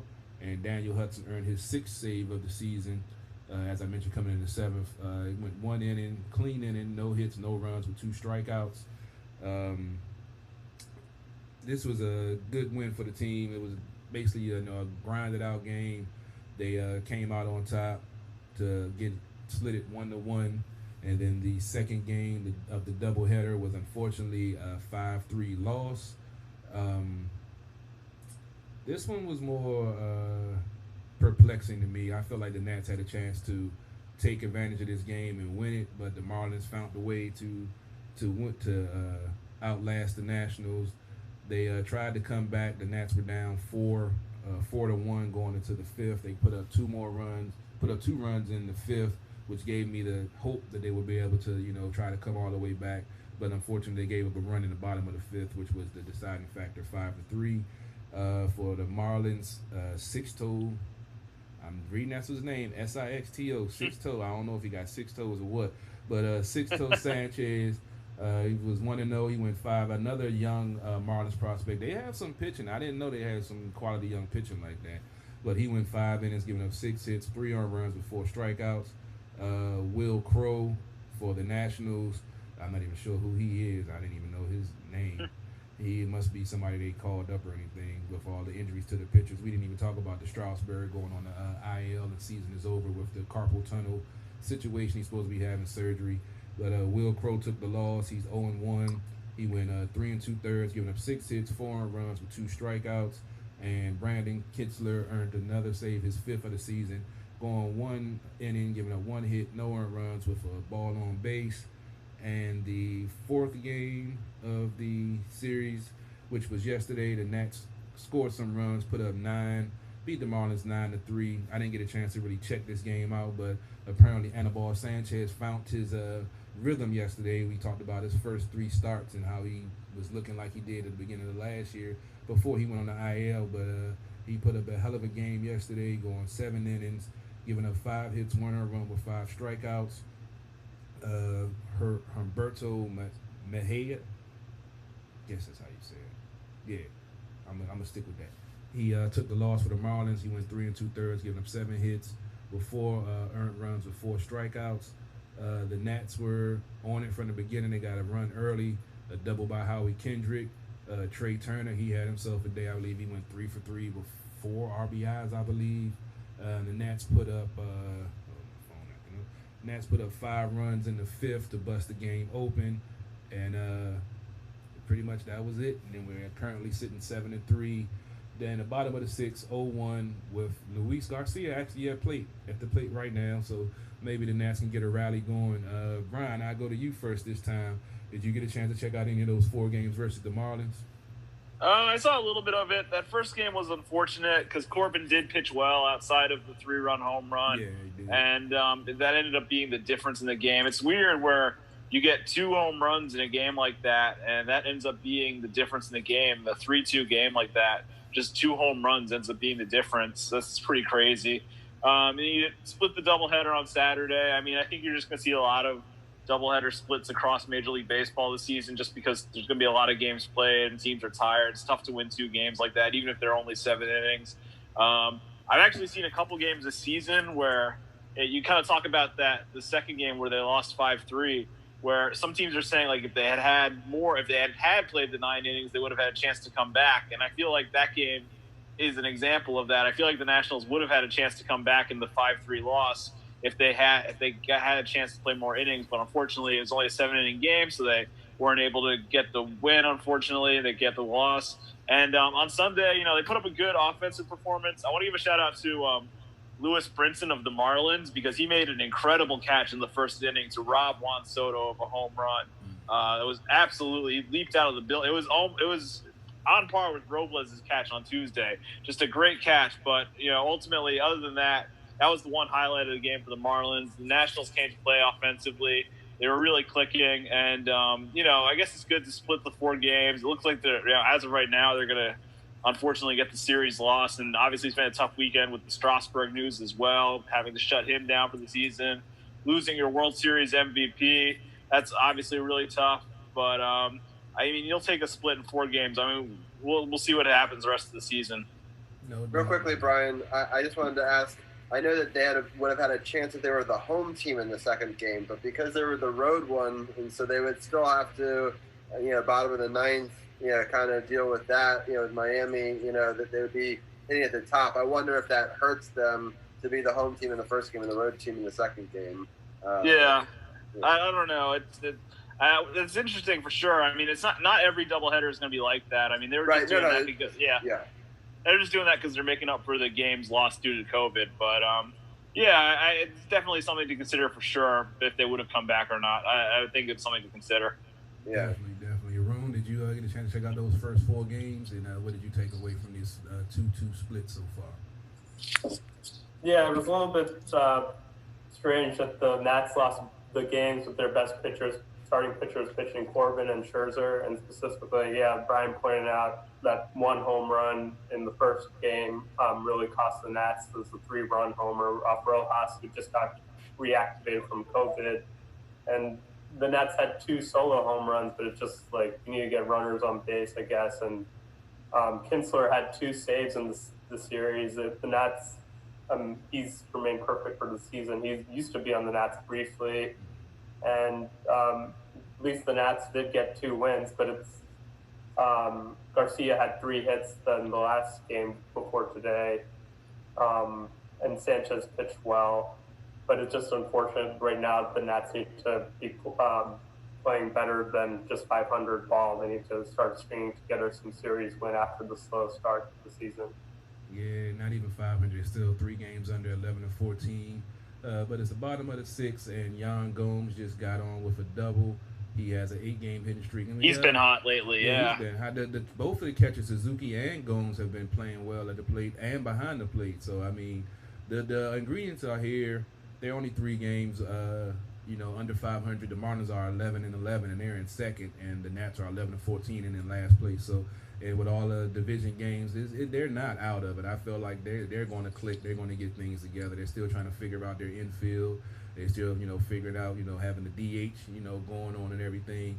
And I think that they're going to be fine. I think that I think they're going to be in the playoffs, no doubt. Robbie, did you get a chance to check out the whole series? Yes, I have seen the whole series. I want to say that play was actually closer at second than I thought it was going to be. When he hit it, it was sort of to deep. I thought he could, get a stand-up double easily, and they made a good play to get it to the second baseman quite quick. So he had to end up sliding for it. But he's been playing great for them. I have watched a bunch of it. I did see a lot of that doubleheader game. It was really interesting, to see the mechanics and how you have to deploy your pitchers differently in a 7-inning game than you would in a 9-inning game. So I apologize. Zach was going to bed. Zach terrorizing the house right now. Yeah. He just found out. He just found out that he's bedtime. When I went up there, he didn't quite get it. Now he gets it. But he tried to make a run anyway, he tried to run for the ball. But he's gonna try. He's gonna try to bolt. But anyway, I'll let you guys break it down. And Zach is really protesting bedtime, boy. Zach is like, no, not today. He never took a nap. He stayed in there for an hour and a half and never fell asleep. So he's extra tired. Oh yeah. Once he hit that pillow, he's gonna be gone.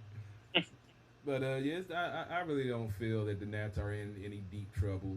Especially, unfortunately, I didn't know Castro injury was for the rest of the season. But next man up, and Garcia, he's been coming in playing solid defense and at the plate playing well.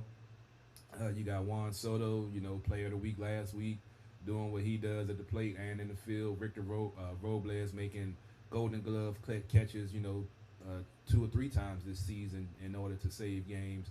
You got new players like Eric Thames and Jane Harrison, and it's just, I think that it's all going to work itself out with this shortened season. And the more, I believe this week they have 7 games in 7 days. So the more they play, the more consistent they get, and just got to figure out the pitching situation. Because, like you said, Strasburg going down, and Scherzer and Corbin taking losses. Their 2 best pitchers. So it's going to be interesting. I think Davey Martinez is going to have everything by the time the playoffs start. It should be good to go. Unfortunately, there's an out here, and it ends the inning. Yeah. But I just, now that I can speak without a noisy person behind me, I think the DH is really interesting. They're just doing it for this year, right? It's not like it's a... I think it's coming universally. At some point, they're going to have a universal DH. Like, it's coming. It's coming at some point. No, yeah. I will always leave the National League alone. Let it stay the way it is. That's the difference in the leagues, man. That's one of the things I do love about baseball, that you have 2 different leagues that have 2 different approaches. So when they meet at the World Series, it's another strategic battle that has to be worked out. I hope they don't. They need to do the electronic strike zone before they mess with the DH, man. That's just my opinion. I mean, I agree with that, but I do think the DH is definitely. I think it's just time for a universal DH. Like, it's the offense is way up in the American League because of it, and I'm just tired of me personally. I'm just tired of seeing pitchers hit. Like, pitchers go out there, they barely hack at it, or they just look at 3 pitches and go down, or they bunt. It's just boring to me. I just think it's all boring, and I'd rather just see a DH up there. Runs. You got Strauss hitting home run. I mean, it happens every night. But every once in a blue moon, yeah, sure. But that adds the fun to the game. You don't know what you're going to get. Are they going to bunt to try to advance the man? Are they going to actually try to, swing away? Are they going to swing on a 3-0 count? That I like the see, I'm more of a strategy guy. So when you throw another wrinkle into it, I love it. Arun, what is your take on this so-called universal DH situation? Yeah, I'm with you in the sense that I'd rather get the electronic strike zone first. That's a more major change. And I guess, like, if you have a good hitting pitcher like Scherzer, then you might as well not get the DH. Yeah, I mean, I like the difference in the leagues. I like that's the difference. I mean, American League, y'all do score a lot more runs, but when it comes to the World Series, it all balances itself out. And then, in the American League part, you had a DH, in the National League part, the pitcher got it. I just want to say that, like, having the DH really helped the Nationals win the World Series last year. Having that extra batter in their lineup, being able to put Asdrubal Cabrera and Howie Kendrick both in the lineup, really helped the Nationals last season. So I think the universal DH would actually benefit a team like the Nationals, especially, honestly. That's a dirty move, Brian. That's a dirty move using my own team against me, man. That's dirty. Robbie, how do you feel about I was on your side before, Carol, but Brian may have just won me over. That was dirty, Brian. That was dirty move right there. That's true. They won all the games on the road. I mean, they won all the ones. Yeah, Brian, you had to make a point there. Damn it, Brian. Robbie, what's Kendrick need his off day, so. So, Robbie, how do you feel about it? Has Brian's argument tilted you to the university? Nah, he's won me over. I think because he won me. I was wavering. I was that guy that could have gone either way, but Brian had to throw the World Series in there. He had to throw the World Series in there, so I can't even be mad. I would rather it stay the same. I mean, if they change it, they change it, but I like the difference, but I also grew up an Orioles fan, so I was more used to that. Obviously, when I went to college in Philly, I sort of got more used to the other way, and so I've enjoyed the difference. I've seen it from both perspectives. I'm not mad if it stayed, but I wouldn't be like heartbroken if it left. You know what I mean? Like but I agree with you. The universal strike zone and having the digital pitch, being able to read that out, and or at least being able, we've talked about a couple of ideas, being able to challenge it possibly, even I'd be okay with that, where you keep the umpire in for a little bit, but you use a certain number of those. Like, there's ways that are in between that you could still get some important calls correct. Definitely. And hopefully they figure that out. Yeah, so it's interesting, but I don't know, Brian, about the universal DH. I don't know. I fall in love with National League Baseball, so I don't know. I was an Orioles fan back in the day too. I remember Harold Baines doing it at DH for so long, and I like the DH for that fact that when the players are older and they can't field anymore, but they still have talent at the plate, that they still have a chance to play in the league, which is great. But I love National League baseball. I love having the pitcher hitting all the strategy. And the double switch, right? That comes with the... Yeah. See, that adds a whole other intricacy to the game that makes baseball more interesting to me, I think. I get where you're coming from. Yeah, exactly. I didn't hear what you said, Arun. Say what you said again. And shorter baseball games. Gee. Well, I mean, if you enjoy the game, you enjoy the game. If it's 3 hours and 30 minutes long, but it's a good game, hey, we watch football for 3 hours. Why can't we watch baseball for 3 hours? Because there's so much more action in football in 3 hours than baseball in 3 hours. I guess because we have multiple TVs in our house, we can have a baseball game on. Secondary sport. I could put on 3 baseball games and still watch them.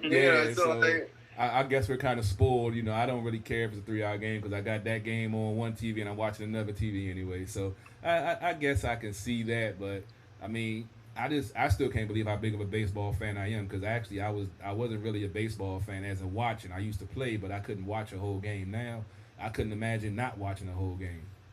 Yeah. Yeah.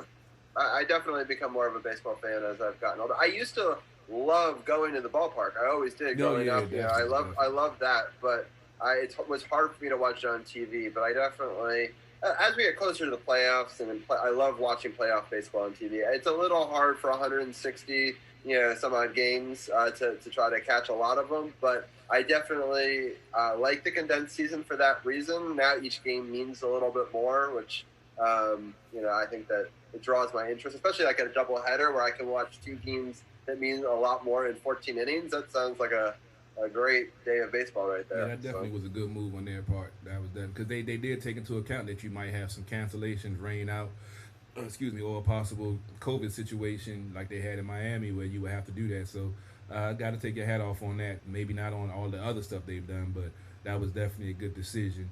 And, but also, they don't have to have as much time between games that way. You don't have fans in this thing, so you could just do 2-7. I mean, basically 2-7 inning games doesn't end up being that much longer than like a game that goes into extra innings. So I don't think the fans care. The fans go to the concourse, get some more beers, and be like, all right, let's go for the second game now, buddy.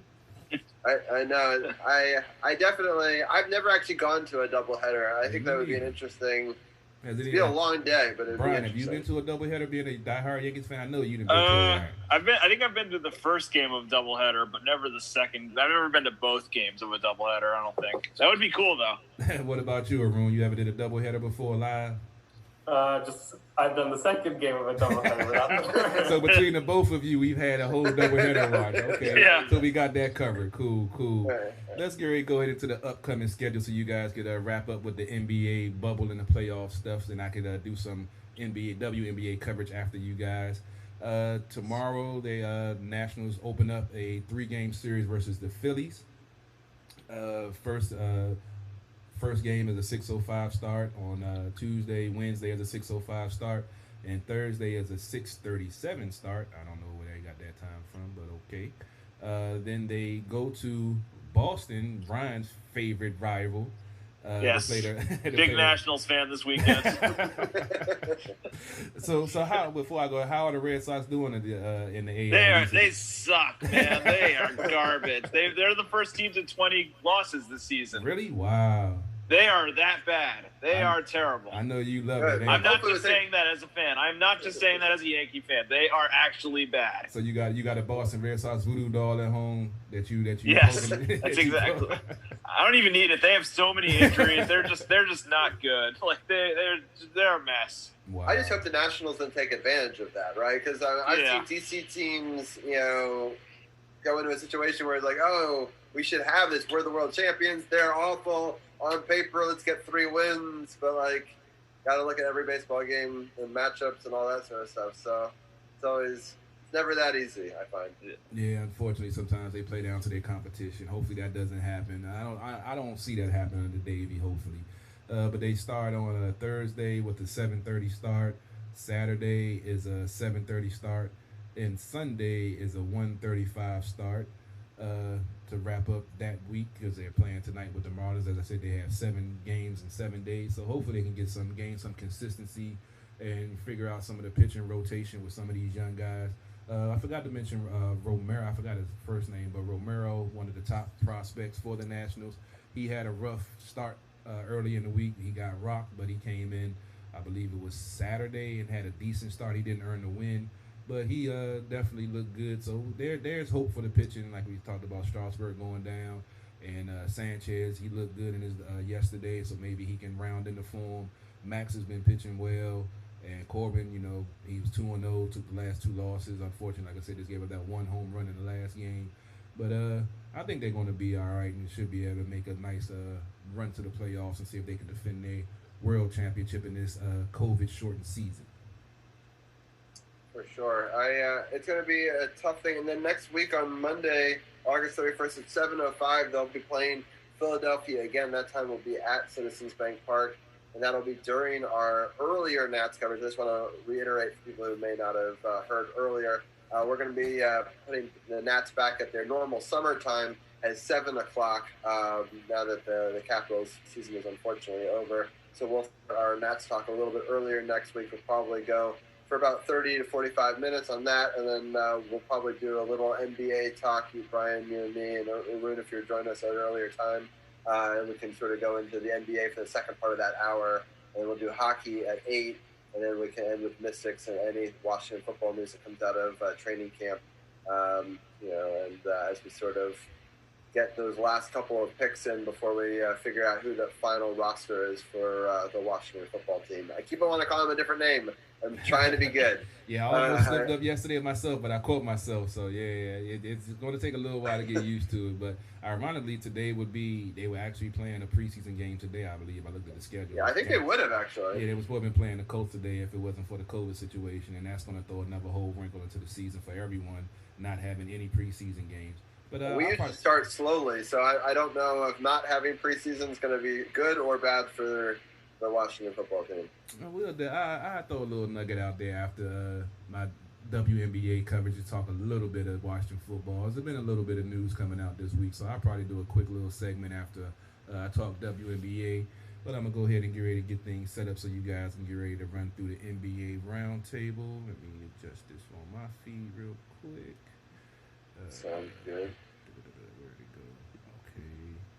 And So just for time, we're going to do kind of an abbreviated NBA roundtable, kind of a preview of what we might do next week. We're just going to go through the different matchups and how they've kind of fared so far. And then we will wrap it up with some WNBA and some Washington football talk to finish off hour 2 of episode 5 of Sports on the Hill podcast. And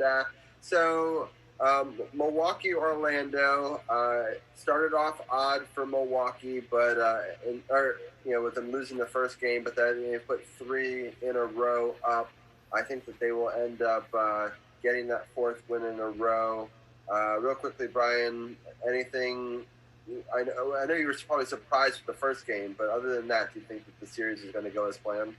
No, I think Milwaukee's got this. This series has been pretty boring outside of the first game. Milwaukee's pretty much had it under control since that first game. That first game was almost like a wake-up call for them. So, like you said, I fully expect Milwaukee to win Game 5, finish off the series, and conclude what's been a pretty boring round for the Eastern Conference in the first round.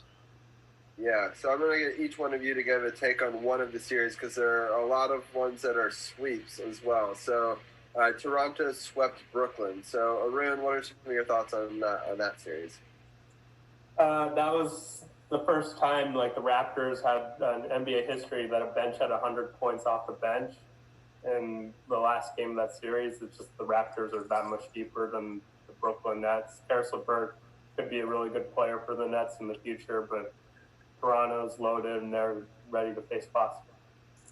Yeah, for sure. And then the next one is Boston sweeping Philadelphia since the Knicks play in that division. Brian, what are some of your thoughts on that matchup?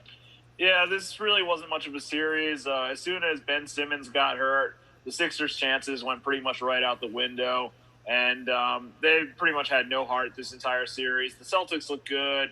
Tatum, Brown, Kemba Walker, Marcus Smart, they all played great. The Sixers fired Brett Brown today, so there's a lot of questions about the Sixers going into next season. Who will be there? Who will be the coach? Will Embiid get traded? Will Simmons get traded? A lot more questions than answers for the Sixers. You wonder about their future for sure, but there wasn't much competition in this sweep. Celtics pretty much manhandled the 76ers.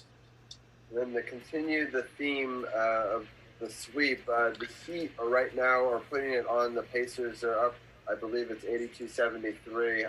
I don't have enough TVs to watch that game right now. And I also don't know if it's better than the 2 games I was watching because it seems like the Heat have kind of had the Pacers numbers so far. Arun, what are some of your thoughts on that matchup?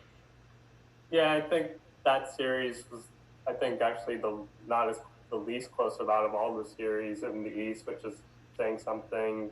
Jimmy Butler in the first game hit a couple clutch threes in the only close game of that series. And other than that, Miami's just way too much with Victor Oladipo clearly not at 100%.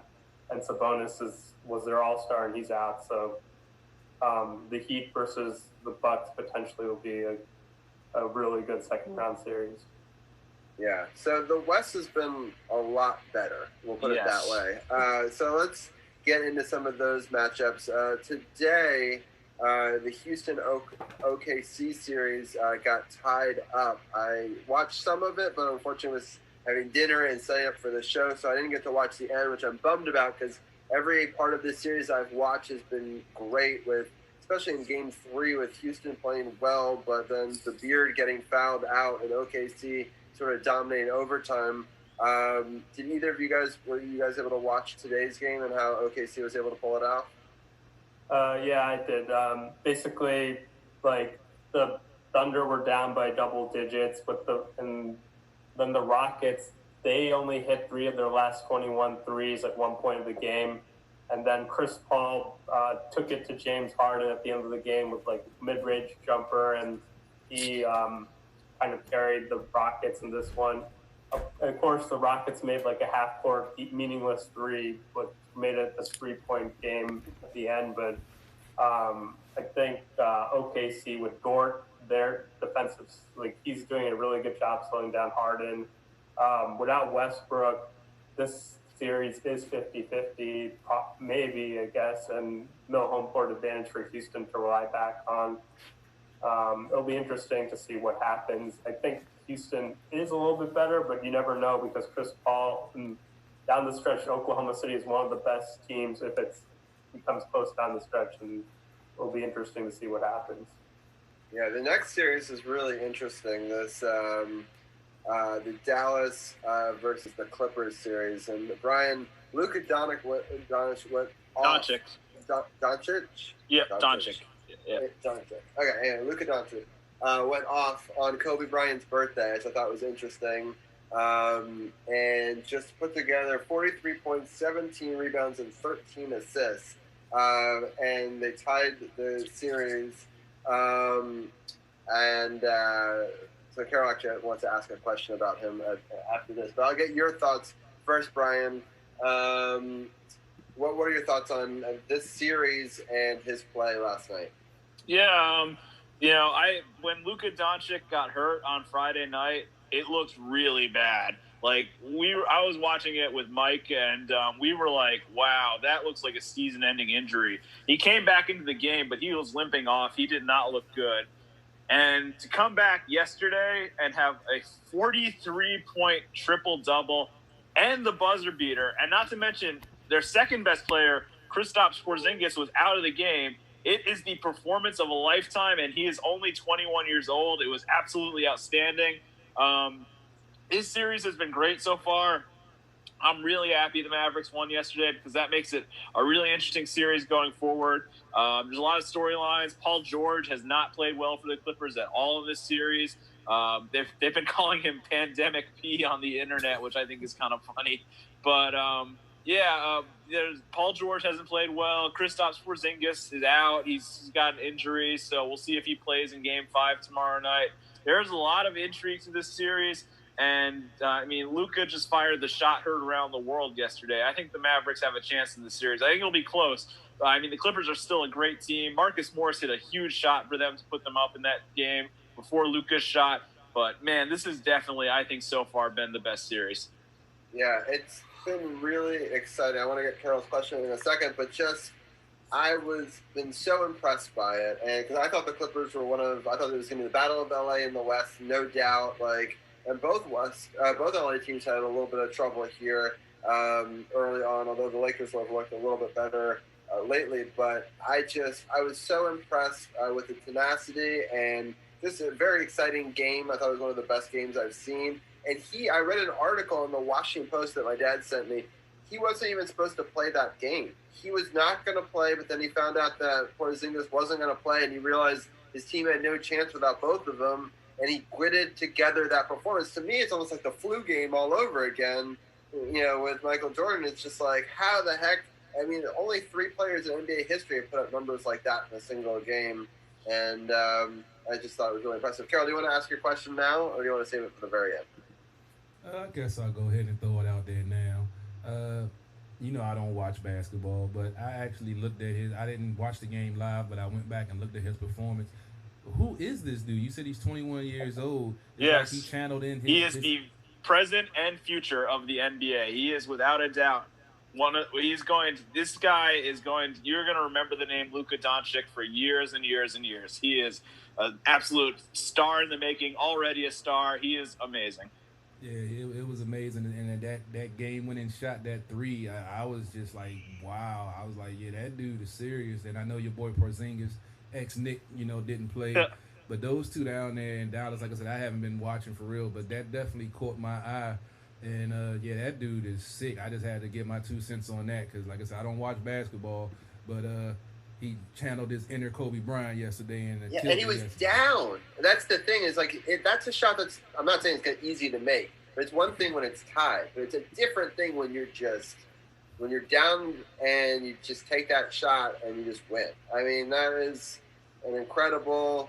It's one of probably the best buzzer beaters in this tournament so far, and will probably be one of the highlights of this entire playoffs for sure. Yeah, definitely. So that was very exciting. Arun, do you have any thoughts on this one before I move on to one of the other series? Yeah, it was interesting that even though that Porzingis was out, 46 points were still scored by former Knicks, including Trey Burke and Tim Hardaway Jr.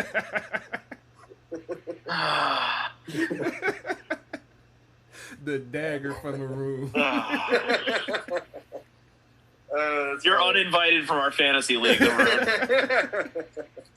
right, we'll move on to this Denver-Utah series, which I've loved the Utah's jerseys on this one. I think that they're sunset jersey. I don't know what they call them, but that's what I'm calling them. They look like the sunset skyline of Utah. I think they're one of the coolest looking jerseys I've seen in the tournament. And it's powering them to a 3-1 lead over a number 3 seed in Denver. Rune, what are some of your thoughts on this series? Yeah, before the series, I thought the Nuggets were favored just slightly because Bojan Bogdanovic was out, but I don't think Donovan Mitchell's on fire. He had 2 50-point games. The only other players to have that in an NBA series are Michael Jordan, Allen Iverson. And the other thing was that Jordan Clarkson's on fire. He did not play this way with the Cavs when with LeBron. But it's just Jamal Murray had 50 points for the Nuggets. That's the first time in NBA history that 2 players on different teams had 50 points in an NBA game. So that was pretty crazy. But there's no pick and roll defense being played by the Nuggets.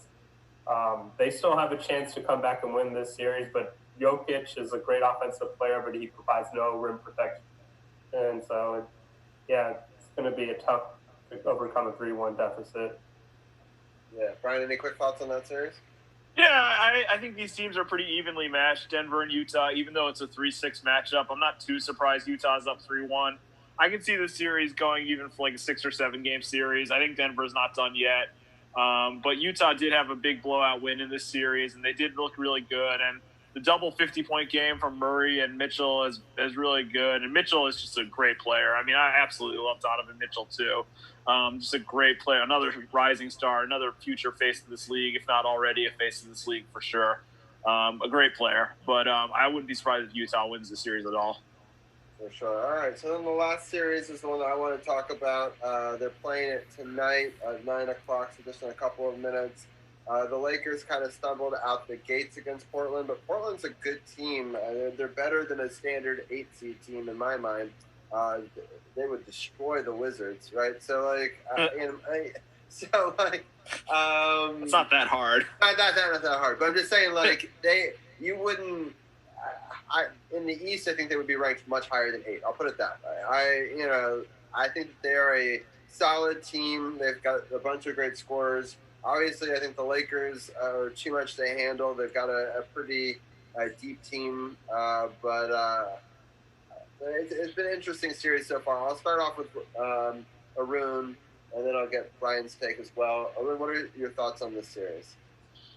I think that the Lakers are a bad, even though the Lakers have no one that can cover Lillard, I don't feel like the the Blazers have anyone that can cover LeBron or Anthony Davis. And the short rotation for the Blazers, like they're really missing Trevor Ariza right now, just like another live body. Nurkic looked really exhausted at the end of the last game. Lillard doesn't go off like he was during the playoff run. Then the Blazers don't have any shot. He could still go off, but I still think without Ariza, like an extra body, I think Melo's doing amazing, like defensively for LeBron, given his past defensive reputation. But I think the Lakers should take care of the Blazers, like pretty easily. Brian, what are your thoughts? Yeah, I agree. I think Portland's really tired. I mean, they had to pretty much win every game down the stretch just to even get into the playoffs. They had to play a play-in game on top of that. I think Portland's just getting to the point where they're just too tired at this point. They're obviously a great story. Just even making it to the playoffs has been a great season for them, considering where they were on the outside. And I think they'll have a great season next year. But I think the Lakers might be too much. Damian Lillard is playing his finger. He's got a dislocated finger, so he's playing through that as well. He didn't look as sharp in Game 3, and I think the Lakers just might be too much for the Trailblazers. Honestly, I think that the Lakers are looking really strong, and I think they're probably going to end up advancing in, I'm going to say, 6 games. Yeah, I was surprised that they lost one, but Portland's a good team. But the Lakers, I just think, have more talent for sure. So that Boston's going to play Toronto. The rest of the next round series are still a little bit yet to be decided. The next game for the Boston-Toronto actually starts August 27th, which is Thursday at 6:30. So it'll be interesting to see how far these Eastern Conference games get before the Western Conference finishes their first round. So that's going to be something to watch to see, like, how those end up lining up, and if one league takes an extra week to finish than the other, that could be maybe an issue for scheduling down the line. But an exciting week for the NBA basketball, and hopefully next week we can have you guys back on a little bit of an earlier slot to break down how these series ended up. So with that, we're going to bring Carol back in to talk a little WNBA news or Washington football news, whatever he wants to do. Yeah, I'm back. We can just go ahead and get ready to just run down, since we haven't covered the Mystics all season, the world champion Mystics. I guess I'll just give a quick rundown of their season. Unfortunately, they're 4th in the East, sitting at 4-9. Had some key players opt out. Elena Deladon hasn't been available. Chrissy Tolliver isn't available. I can go down a whole list of who's not there. But they started out the season decently, going 3-0. And then unfortunately went on a 7-game losing streak.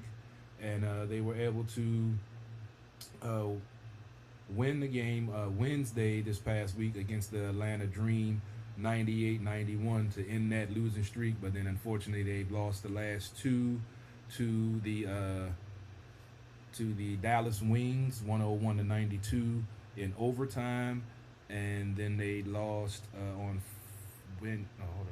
Sunday. Yesterday they lost to the Mercury, 88-87, and I ain't gonna say heartbreaking loss, but they had a chance to win at the end, and unfortunately couldn't get the job done. We'll be bringing you more coverage of the WNBA in future series. Didn't get a chance to really delve into it. Like I said, today was a crazy day. So we had so much to cover. Unfortunately, I dropped the ball on the WNBA, but I guarantee next week I'll have some better coverage for the WNBA. Just to get a quick look at their upcoming schedule, they have a game on Wednesday versus the Atlanta Dream starting at 7. They have a game on Friday versus the Phoenix Mercury on the road starting at 10 o'clock. And on Sunday, they have a game against the Connecticut Sun at 4 o'clock. Then that'll wrap up this week. So I definitely have some coverage of those 3 games next week to break down. Hopefully they can go 2-1, maybe 3-0. But as I mentioned, they're missing a lot of crucial pieces, and trying to defend their title, unfortunately, hasn't started off on the best of runs right now. Real quickly, Carol, I just wanted to also mention DC United played this week. They played FC Cincinnati to a draw, 0-0, which doesn't sound great, but when you look at it, they've had 3 ties. That gives them 3 points, as many points as you get for a win. And that puts them in 10th place. Oh, there's so many teams. There's 6 teams on the Eastern Conference that only have 1 win. So having that many ties has actually put them all the way up at 10th instead of like 14th. So they're still in it. I wanted to ask Brian real fast, how many teams make it from the East? I actually think it's 6 or 7. I'm not sure off the top of my head. It's been a while since I've thought about the MLS playoffs, but they did just return to play this week, like you said. Their first game against Cincinnati, and then they play New England again this upcoming week, I believe. They play New England in the MLS's back tournament, so they'll try and get a win this time. They got a draw in the MLS's back tournament. Right. So we'll be following that a little bit. I just thought we would throw them in since we do cover DC United when they're able to play. So I just wanted to put that out there as well.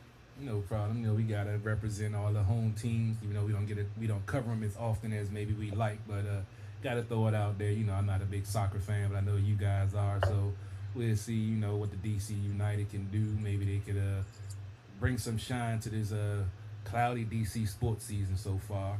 And I guess I'll go ahead and wrap up with some Washington football talk real quick. We mentioned at the top of the show, not top of the hour, because we're in our second hour now. Ron Rivera has been diagnosed with cancer. He's optimistic that everything should be good. They said it's a good cure rate for the cancer that he has in his lymph nodes. He did a self-check on himself and found it and got checked out and everything. So that's another thing for the gentleman out there. I know I don't do it, but we have to start taking care of ourselves and doing self-checks and stuff like that. Especially myself being the oldest guy on the podcast, I need to probably start taking in some of these things that are going on right now. But also they cut ties with ex-New York Giants wide receiver Cody Latimer after he was arrested back in May, I believe.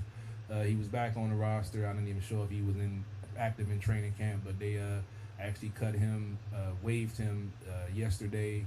We spoke about Alex Smith a little bit in the hockey segment. I guess I'll get your guys' take on that too, with Alex Smith actually being on the practice field, running and throwing the ball to wide receivers and everything. I was on the record to say I didn't think that he would ever play another snap in the NFL after that horrific injury. Like I said, I don't mind eating my words if he does get back out there, because he's one of the more courageous athletes and willful people I would ever known in sports or in life, period, just to be able to come back from that. Brian, you're the outside looking in, the New York guy. What do you feel about Alex Smith and his comeback after that crazy, horrific injury almost 2 years ago? I mean, I agree with you, Carol, that even if he plays one snap in the NFL, it's the most incredible comeback we've ever seen. I mean, this guy almost died on the field pretty much. I mean, it was just a crazy injury to come back from. And if the effort he's put in to come back and from this injury is absolutely incredible. It should be an inspiration to anyone, really, just absolutely inspiring. I don't think he has to play necessarily to prove anything to anybody. If you want, that's incredible, but he doesn't have to come back and play in the NFL, in my opinion. He's already been proven he's a warrior and that he can come back from something like this. So, I think it's an incredible story, but he doesn't have to prove anything to me. But if he does play one snap, comeback player of the year, comeback player of the century, if you ask me. No doubt. Ron, what is your take on this Alex Smith situation and him going from, possibly, like you said, getting sepsis and losing his life to actually being back on the field at training camp almost 2 years later, and actually a possibility of him taking a snap at quarterback in the NFL? Yeah, I think it's a really incredible story that he made this comeback off a similar injury that ended Joe Theismann's career. ESPN right now is listing him as the number 2 quarterback on their website, which is interesting.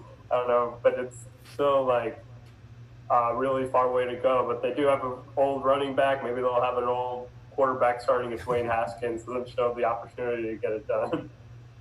Hey, anything's possible. We talked about with this COVID situation. I wouldn't be surprised if Kyle Allen is the starter, being that he has some familiarity with the offense. But we can only wait and see. End of the month, they're doing final cuts, and the season starts, I believe, first week of September.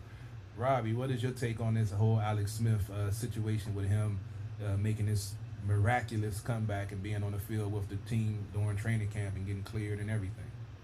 Yeah, we spoke on it last week that we were at that game where that injury happened and how we're happy we didn't have to watch it on replay. Thank God. And yeah, it's a great story. I really don't know who's going to be the quarterback for Washington football team, and especially with not having any preseason games. It usually gives us some tells, and not having any of that going into week one. I mean, do they have to declare? I don't know what the rules are in the NFL. I mean, you have to tell who your starters are going into the game to give you a list of, who's playing and who's not going to be active. So, I mean, they don't have to announce before week one, game one. But, with this quarterback controversy time that we're in, the fans will go crazy if they didn't name somebody by the time the week one started. So, it's we're just not that many weeks away, yeah, right? It's crazy.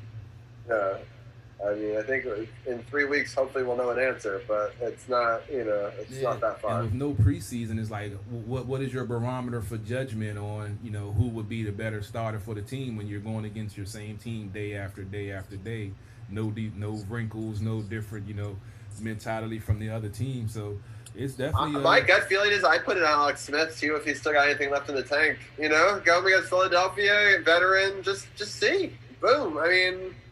If you find out that he doesn't, then he doesn't. You move on. But maybe there's something left in it. Maybe he can go on some magical run. Because remember where we left him off, right? He was playing phenomenal for that team. 6-2. And I think because of that and all the work he's put in, he's deserved an opportunity, right? And if it goes south in week one, I mean, it's not going to change the development of our quarterback that much to have him whether he starts in week one or week two. And I like what you were saying about Kyle Allen with his familiarity in the system. And that may ultimately win out. But for me, I want to see if there's any magic in it. The story is too good, right? We're trying to rebrand the Washington football team. If you can have the first game with this quarterback and this journey story and they gut out a win against arch rival Philadelphia, that's a great story. That's how you want to start the new chapter in the Washington football team, right? So... I mean, yeah, there might be some quarterback controversy, but who's going to be like, man, I'm mad that they gave a shot to the guy who tried so hard and risked life. There's going to be some fans that's going to make it racial or going to make it whatever conspiracy to keep. He can still have his time, though. Yeah. I don't think that, there's still time for these young quarterbacks to get into the game down the line. Alex Smith doesn't have years, right? Yeah, it's either it's going to make it happen this year or he should retire, right? I just don't. Yeah, it's going to be interesting. I honestly can't wait. That definitely puts Rivera in a sticky situation trying to figure out what's what. Arun, what is your quarterback scenario going into week one? You agree with Robbie to go ahead and put Alex Smith out there to see what he has and go from there? I don't know if that's the answer, but Alex Smith is familiar with this offense, given that Norv Kerner was the offensive coordinator of the Panthers, and Norv Kerner has coached Alex Smith before with the 49ers, so I'm pretty sure that he's up to speed, even though Norv Kerner is clearly not the same coach. Ron Rivera is bringing the same offense from Carolina to Washington. I think you have to go. I feel like you have to go with Haskins just to see just give him experience right now, because I don't you want to see if he has it or he doesn't have it pretty quickly. And potentially, if the Redskins are really bad, the Redskins might be swear jar. Oh yeah, ruin your first time. It wasn't. I'm sorry, the football team. My bad. It wasn't me this time. Me. Oh, sorry, the football team might be one of the worst teams, and they might get that guy from Clemson, or we'll see. Honestly, I don't see this team, because as Robbie mentioned, with the offense, is going to take a little bit of time with everybody with no preseason. And I believe the strength of this team is going to be the defense. And if that defense on paper can play on the field like they look like they can on paper, I think that it's going to be interesting for the Washington football team. And then with the quarterback situation, but Haskins, I'm not, because he's done so much good work in the offseason. I follow his page on IG and see all the work that he's been putting in and getting leaner, getting cutting his body fat to 11%, and working on his craft and watching tape. So I mean, I see your point, Robbie, with letting Alex Smith go out there week one, see what he has, and if he has it, ride it out. If he doesn't, move on. So I mean, with the psyche of a young quarterback in the league, I don't think Haskins is in danger of having a bad psyche if he doesn't go into the season as a starter. But I'm just interested to see how it will play out. If Smith can go out there and mimic what he was doing last year before he got, 2 years ago before he got hurt, 6-2. Adrian Peterson played a role in that, and the defense was playing at a top-rate level before the injury. So it's a lot of X factors to go into it. So I'm just, at this point, I'm just sitting back waiting to see, because unfortunately we don't really get as much. Yeah, we don't have a lot of information, and I think that's so key what you were saying. For me, I think Haskins could learn a lot by watching Alex Smith work. So like a lot of great quarterbacks sometimes sit for the first year. I know technically last year was his first year, but he couldn't sit behind Alex Smith because he was hurt.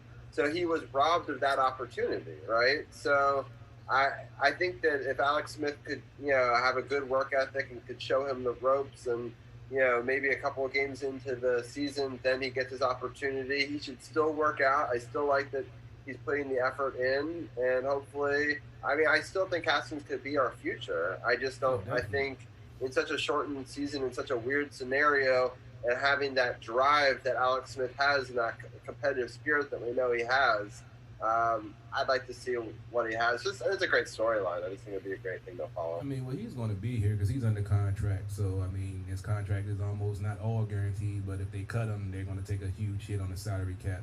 So even if he's starting quarterback, or he's just being a mentor for Haskins, they said that he's been a very key mentor in Haskins all season, even though he was doing his own rehab and coming back from the injury.